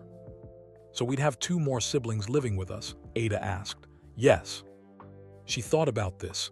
That would be loud. Babies cry a lot. They do, Talula agreed. But they'd be our full siblings, genetically. Yes, same DNA as you and Nicola. Like Griffin and Vivian. Exactly like Griffin and Vivian. Ada was quiet, processing. What do you think? Elon asked her. I think, she paused. I think if they can exist, they should. It's not fair to leave them frozen or destroy them. They're potential people. That's very wise, Talula said. I know. Ada looked at Nicola. What do you think? I want baby siblings. We could teach them stuff. They'd be babies. They won't be able to learn for years. Then we wait, and then we teach them. Ada nodded slowly. Okay, I vote yes. Me too, Nicola said. Marcus and Talula exchanged glances. Are you sure? Marcus asked the kids. This is a big decision. I'm sure, Ada said firmly. It'll be so cool, Nicola added. Elon felt warmth spreading through his chest. His children, all of them, were choosing life, choosing family, choosing connection. Even when it was complicated, even when it was hard. After the kids went to bed, the 3 adults sat in the kitchen. So, Marcus said, I guess we're doing this. You're okay with it? Talula asked carefully. I don't know if okay is the right word, but yes, if you want this, I'm in. I do want it, not to replace what we have, but to add to it. 2 more kids, Marcus said, running his hand through his hair. 4 total, that's a lot. It is, Elon agreed. But manageable, Talula said, if we all work together. We'll need help, Marcus said. Nanny, childcare, I can't do it alone. I'll help, Elon said. Not just Tuesdays, however you need. Marcus looked at him. You promise? I promise. You've kept your Tuesday promises so far. And I'll keep this one too. Marcus nodded slowly. Okay, then let's do it. Let's use the embryos. They sat in silence, the weight of the decision settling over them. We need to find a surrogate, Talula said, and tell Justine our decision, Elon added. When do we want to do this? Marcus asked. Soon, Talula said, before I lose my nerve. This is really happening, Marcus said. Yeah, Elon agreed. It really is. 2 more children, 2 more lives. Nicola and Ada's siblings, Griffin and Vivian's siblings. A family growing in the strangest possible way, but growing nonetheless. June 14, 2025, Boca Chica, Texas. SpaceX Starship launched 9:00 a.m. The sun was already hot over the Gulf of Mexico. Elon stood on the viewing platform with the largest, most complicated family gathering he'd ever organized. To his left, Grimes with Xaeza and Exa Dark Sidereal. X was 4 now, talking nonstop about rockets. Exa was 3, quiet but watching everything. Beside them, Shivan Zillies with their 3 children. The oldest was 2.5. The twins just turned 1. To his right, Justine with Griffin, Kai, Saxon, and Damien. Vivian had come too, standing slightly apart but present. That was progress. And in front of him, Talula, Marcus, Nicola, and Ada. Nicola sat on Elon's shoulders, the best view possible. The boy had been bouncing with excitement since 6 a.m. Ada stood between Talula and Elon, holding both their hands, a rare display of affection from her. 14 children total, 3 mothers, 1 stepfather, all gathered to watch Starship launch. This is chaos, Marcus said, but he was smiling. Welcome to my life, Elon replied. Griffin approached with Vivian. They'd met Nicola and Ada 3 times now. The meetings had gone well, awkward at first, but warming. Hey, Griffin said to Nicola. Excited. So excited, Nicola shouted from Elon's shoulders. Vivian knelt down to Ada's level. What do you think? Is it going to work? Ada considered carefully. The probability of success is approximately 73% based on previous test data and current weather conditions. Vivian laughed. You sound exactly like Dad. I know, Ada said seriously. It's genetic. I like you, Vivian decided. I like you too. You're the only one who understands my pronouns without asking stupid questions. Vivian had transitioned. Ada had read about it, understood it immediately, and never misgendered her. It had meant everything to Vivian. You're pretty cool for a 6-year-old, Vivian said. I'm almost 7. Birthday is in March. I'll remember. The loudspeaker crackled. T-10 minutes. Everyone turned toward the launch pad. 2 miles away, Starship stood gleaming. The largest rocket ever built. The future of space travel. Elon had worked on this for years, poured billions of dollars and countless hours into it. But right now, all he cared about was the small boy on his shoulders and the brilliant girl holding his hand. Biodad? Nicola asked. He'd settled on Biodad after weeks of trying different names. Yeah, buddy. Is it scary, launching rockets? Sometimes, when things go wrong, but mostly it's exciting. What if it explodes? Then we learn from it and try again. But isn't that sad, all that work? A little, but failure is part of progress. We've learned more from our failures than our successes. Ada squeezed his hand. That's scientifically accurate. Failure provides more data than success. Exactly. Talula leaned over. You're good with them. They're easy to be good with. You've come every Tuesday for 3 months, 13 weeks. 14 after tomorrow. I'm impressed, honestly. I didn't think you'd last a month. I almost didn't believe it myself. Marcus joined them. The kids talk about you all week. Only 3 more days until Tuesday. Only 2 more days. They count down. Elon's chest tightened. Really?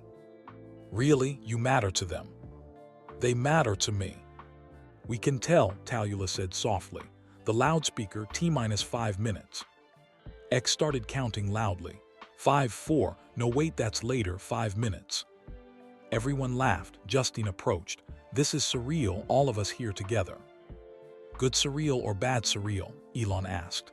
Good, I think, weird but good. She looked at Nicola and Ada.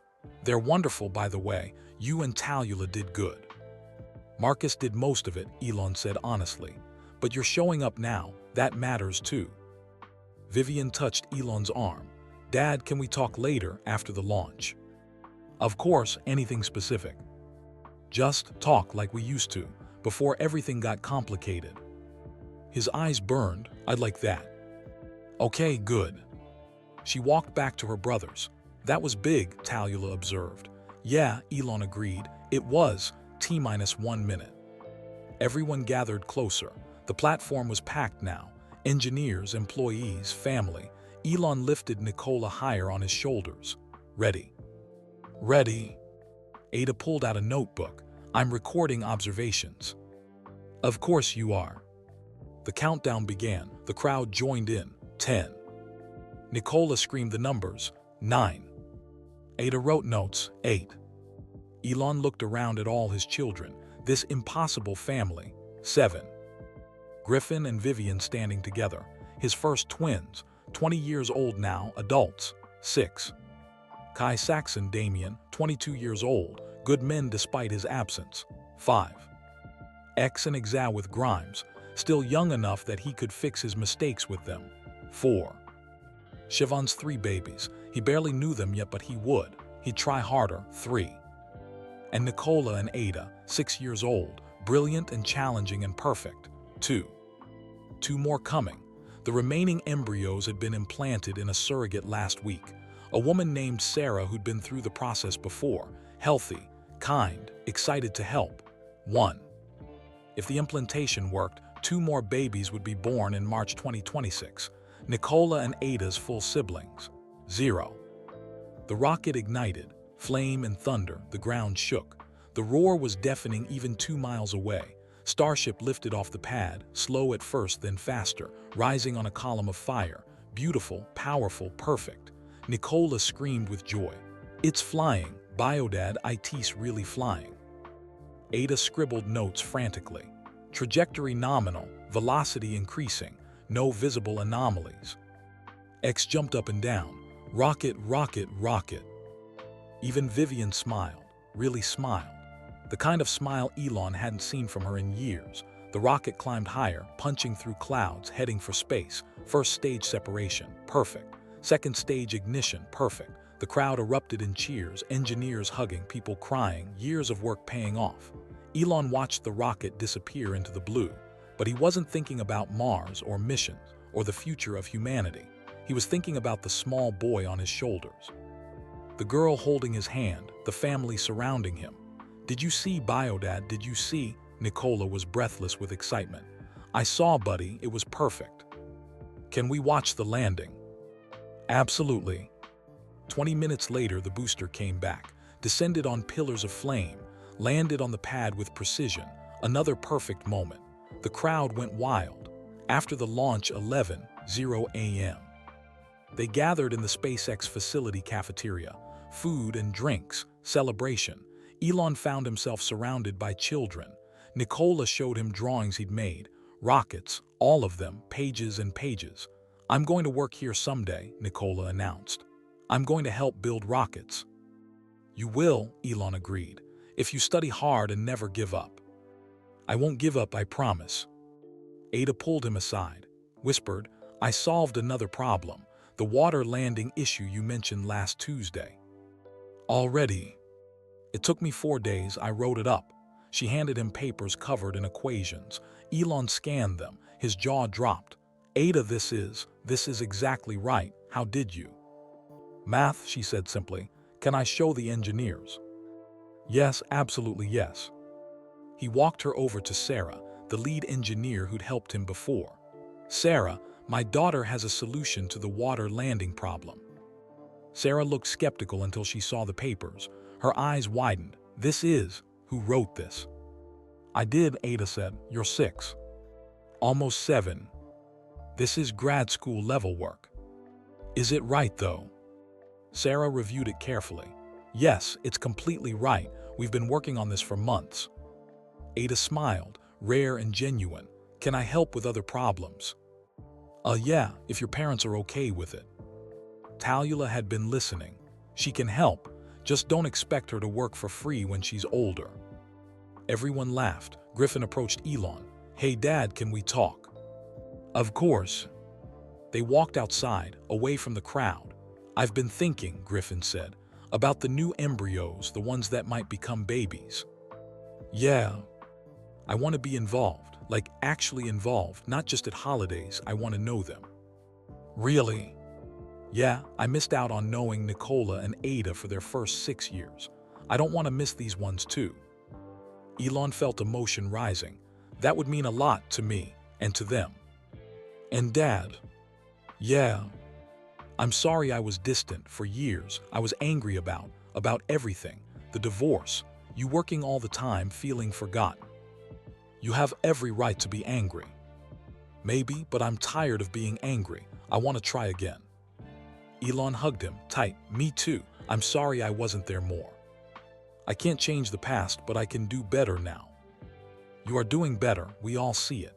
Every Tuesday with Nicola and Ada, you actually show up. I'm trying. Keep trying, it's working. They stood together in the Texas heat, father and son, rebuilding, early evening 6:00 p.m. Everyone had gone their separate ways, back to hotels, back to homes. Elon drove Talula, Marcus, and the kids back to Austin. Nicola fell asleep in the car, exhausted from excitement. Ada stayed awake, still scribbling notes. What are you writing? Elon asked. Observations about the launch. Questions for next Tuesday. More questions. Always more questions. That's science. He smiled. Yes, it is. They arrived at Talula's house. Elon helped carry sleeping Nicola inside, laid him on the couch gently. Marcus made coffee. They sat in the kitchen. Today was good, Marcus said. It was, Elon agreed. The surrogate called this afternoon, Talula said, while we were at the launch. Everyone looked at her, and, Elon asked, both embryos took. She's pregnant with twins. Silence. Then, 2 more babies, Marcus whispered. 2 more siblings for Nicola and Ada, Talula added. Full genetic siblings to Griffin and Vivian, Elon said. They sat with the weight of it.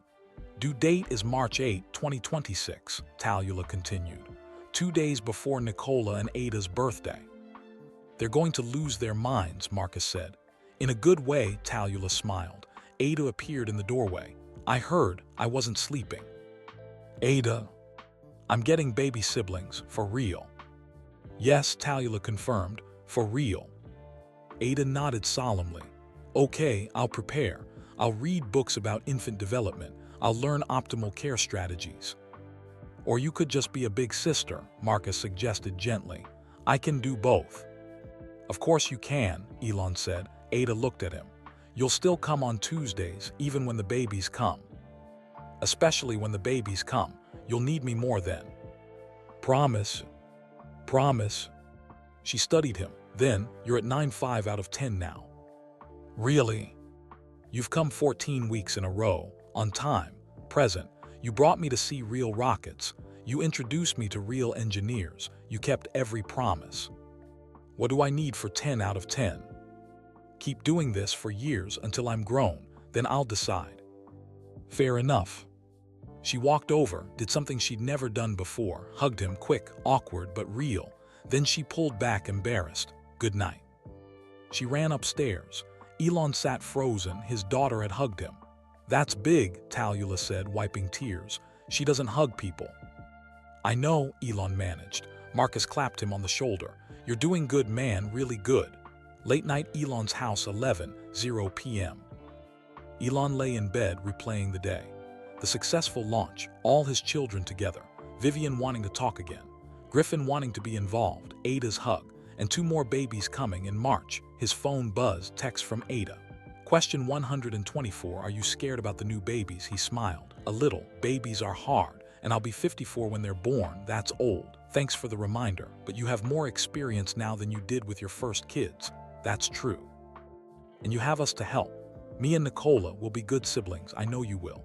Question 125. Do you regret missing our first 6 years? Heavy question every day. I wish I'd known you from the beginning, but we have now. And the future, yes, we do. That has to be enough. Wisdom from a 6-year-old. You're right, it is enough. Good, see you Tuesday. I have new questions about quantum mechanics. Of course you do. Good night, Elon. Good night, Ada. She signed off. Elon opened his calendar. looked at the endless row of Tuesdays stretching into the future, every single one blocked out, 4 hours, non-negotiable for Nicola and Ada, and soon for 2 more babies. His phone buzzed again. This time Nicola's voice dictated, "Hi Biodad, today was the best day ever. The rocket was so cool, I can't wait until Tuesday, I love you," from Nicola. Elon's vision blurred with tears. He typed back, "Hi Nicola, I love you too, see you Tuesday. Elon." Then another text from Marcus. "Thanks for today. The kids had a great time, so did we. You're becoming part of this family the real way, through time and presence. Keep it up." And from Talula. 16 years ago, I left you because you couldn't be present. Today, you showed up for 14 people. All your children, you've changed. I'm proud of you." And finally, from Vivian. "Hey Dad, today was good. Let's have dinner next week, just us. I want to talk about stuff, real stuff. No work, no distraction, just talk if you want." He replied to all of them, yes to dinner with Vivian thanks to Marcus and Talula, promises to keep showing up. Then he set his phone aside, looked at the ceiling, thought about his life. 14 children, soon to be 16, 3 different mothers. One ex-wife raising 2 of his genetic children with her husband.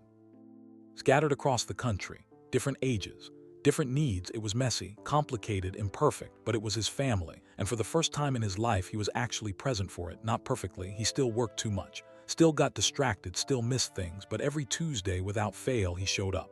4 hours, one evening, 14 weeks in a row, and counting. This is what matters, he thought, not Mars, not Tesla, not changing the world, this. Right here, these children. This impossible, beautiful, complicated family. His phone buzzed one more time. Text from Justine. "The embryos are dividing successfully. Sarah called with an update. Both are developing normally. Looks like March 8th delivery is on track. We're really doing this, all of us, together. It's crazy, but maybe that's okay." He typed back, "Maybe crazy is exactly what we need." She sent back a smiley face. Elon closed his eyes. In 9 months, 2 more babies would be born. 2 more children with his DNA, with Justine's DNA. Full siblings to Griffin, Vivian, Nicola, and Ada. Raised by Talula and Marcus, supported by him, connected to Justine. A family that made no sense on paper but somehow impossibly worked. He thought about Nicola, 6 years old, dreaming of Mars, building rockets, pure joy in everything. He thought about Ada, 6 years old, solving impossible problems, asking questions that made him think harder. He thought about all his children, the ones he'd missed too much of, the ones he was trying harder with, the ones still coming. And he made himself a promise: show up. Every Tuesday, every chance, every moment possible, be present, be there, be the father they deserve, not perfect, just present. That's enough. That has to be enough.